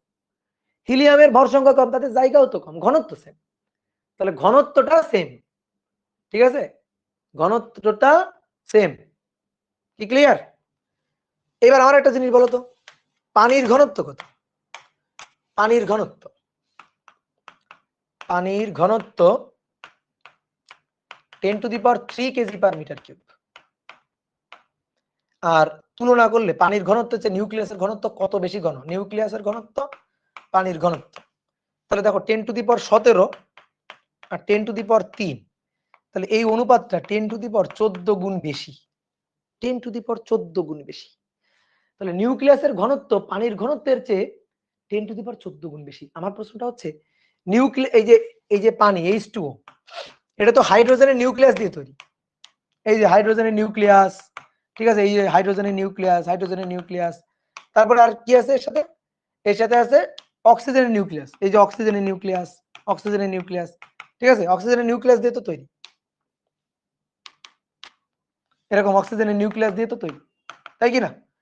তাহলে আমার কথা হচ্ছে কি, পানির ঘনত্ব 10 টু দি পাওয়ার 3 আর নিউক্লিয়াসের ঘনত্ব তাহলে এত বেশি কেন, পানি তো হাইড্রোজেন আর অক্সিজেন দিয়ে তৈরি, তো হাইড্রোজেন অক্সিজেনের নিউক্লিয়াস আছে না, তো নিউক্লিয়াসের ঘনত্ব এত বেশি হলে পানির ঘনত্ব এত কমে গেল কেন, পানির ঘনত্ব এত কমে গেল কি কারণে, বলো কি কারণে কমে গেল, নিউক্লিয়াস গুলো দিয়েই, অক্সিজেনের নিউক্লিয়াস হাইড্রোজেনের নিউক্লিয়াস গুলো দিয়েই তো H2O তৈরি, তাই কি না, তাহলে ঘনত্বটা কমে গেল কেমনে, কারণ শুধু কি নিউক্লিয়াস দিয়ে তৈরি, শুধু কি নিউক্লিয়াস দিয়ে, প্রশ্ন হচ্ছে কি শুধু কি নিউক্লিয়াস দিয়ে তৈরি, না শুধু নিউক্লিয়াস দিয়ে তৈরি, কারণ এই যে তুমি তো কক্ষপথগুলোর কথা ভুলে যাচ্ছ, এই কক্ষপথগুলোর কথা ভুলে গেলে চলবে, এই যে কক্ষপথ এর পাশে কক্ষপথ, এই কক্ষপথগুলোর ম্যাক্সিমাম জায়গাই তো ফাঁকা, ম্যাক্সিমাম জায়গাই তো ফাঁকা, তাহলে কক্ষপথগুলোর জায়গাগুলো ভুলে গেলে চলবে। আমরা নিউক্লিয়াসের ঘনত্ব বের করছি, একটা নিউক্লিয়াসের ঘনত্ব ঠিক আছে অনেক বেশি, কিন্তু পুরো একটা অ্যাটমের ঘনত্ব যদি চিন্তা করি তাহলে সেটা আবার অনেক কম, এটাই হচ্ছে কাহিনী, বুঝতে পারছো, কারণ অ্যাটমের ম্যাক্সিমাম জায়গাটাই তো ফাঁকা, অ্যাটম তো আর শুধু নিউক্লিয়াস নিয়ে না, নিউক্লিয়াসের চারপাশে কক্ষপথগুলো নিয়েও হচ্ছে, কি ক্লিয়ার। তাহলে শেষ, আজকের মতো শেষ, তাহলে আমরা এই যে পেয়ে গেছি, ঠিক আছে? তো সবাই ভালো থাকিও। ফিজিক্যাল অপটিক্স করান আলাদা, সরি দাদা, ফিজিক্যাল অপটিক্স করাবো? ওকে, ফিজিক্যাল অপটিক্স এর ক্লাস দেখি দিয়ে দিব না, যাও আর্কাইভে দিয়ে দিব না। তবে তোমরা ক্লাস কিন্তু পাইরেসি করো না। ফিজিক্যাল অপটিক্স এর ক্লাস এগুলা আমি আর্কাইভে দিয়ে দিব না, বাট পাইরেসি করিও না। বুঝতে পারছো? তোমাদের এই গ্রুপের ক্লাস দেখতেছি পাইরেসি হচ্ছে এখন, এই কারণে আমি না দিতে চাইতেছি না। বুঝছো? তোমরা ক্লাসগুলোতে পাইরেসি করতেছো।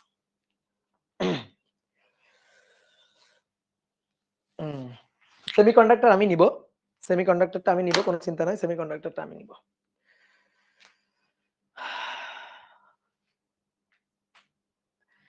আচ্ছা যাও দিয়ে দিব তোমাদের ফিজিক্যাল অপটিক্স এর ক্লাসটা আমি আর্কাইভে দিয়ে দিব, আর অপার ভাইয়ের সাথে লাইভে ক্লাসটা করে নিও, ঠিক আছে? আমার ক্লাসগুলো আমি আর্কাইভে দিয়ে দিব। ভাইয়া ডিএলএম এর পজিটিভ বা নেগেটিভ এর বিষয়টা একটু বলেন। দেখো বিক্রিয়া ঠিক থাকতে হলে তো ডিএলএম টা পজিটিভ হইতে হবে। দুটো একটা নিউক্লিয়াস ভেঙে আলাদা আলাদা কয়েকটা নিউক্লিয়াস এরা তৈরি হলে প্লাস কিছু শক্তি হয়। আর যখন একটা নিউক্লিয়াসকে আমি ভাঙবো, তখন একটা নিউক্লিয়াসকে ভাঙতে গেলে যখন প্রোটন আর নিউট্রন আলাদা হয়ে যায় তখন শক্তি কিছুটা নির্গত হয়, মাইনাস শক্তি হয়। কি কথা বুঝছো? তো আমাদের দেখতে হবে এই বিক্রিয়াটা ঠিক আছে কিনা। তো ঠিক ঠিক থাকবে কখনই যদি ডিএলএম সমান সমান প্লাস মান আসে, তাহলে ঠিক আছে কিনা।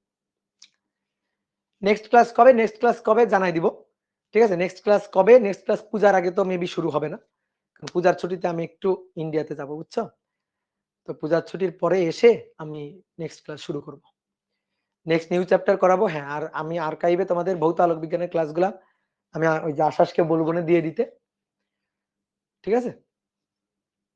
তো ভালো থাকিও। এমডি এমডি রতন হাসান, রাজশাহী থেকে বলছি, আপনার কাছের মানুষ। হ্যাঁ, রাজশাহীর মানুষজন তো আমার কাছের মানুষজন। সাদমান সাকিব দাদা, বিগ ফ্যান, থ্যাংক ইউ ভাই। এন্ট্রপির এস সমান সমান কে লন ডাব্লিউ, এই ল কিভাবে আসলো? এন্ট্রপি এস সমান সমান, এইটা তুমি কই পাইলা? এটা তোমার ইন্টারের বইতে আছে কোথাও? এস সমান সমান কে লন ডাব্লিউ, এটা তো আমি ইন্টারের বইতে দেখি নাই। আম আম পাঠায়েন ভাইয়া কক্সবাজারে। দাদা অফলাইনে এক্সাম দেওয়া যাবে? অফলাইনে এক্সাম আমার তো আসলে ওভাবে কোনো অফলাইন এক্সামের ব্যবস্থা নাই। অফলাইনে এক্সাম দেওয়া যাবে এটা বলতে পারছি না। অফলাইনে এক্সাম দেওয়া যাবে এটা কিভাবে দিব তোমার বলো তো? দাদা ভালো থাকবেন। ওকে, ঠিক আছে, তাহলে সুস্থ থাকো, সুন্দর থাকো, টাটা। দাদা মেশ অ্যানালাইসিস বোর্ড এক্সামে খাটানো যাবে কিনা? যাবে, যাবে, কোনো সমস্যা নেই, যাবে, যাবে। ওকে, টাটা, টাটা, টাটা।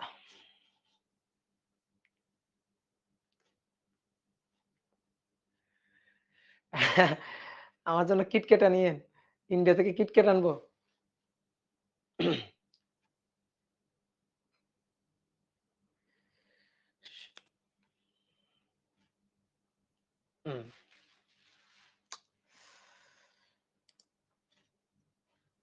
ওকে, টাটা।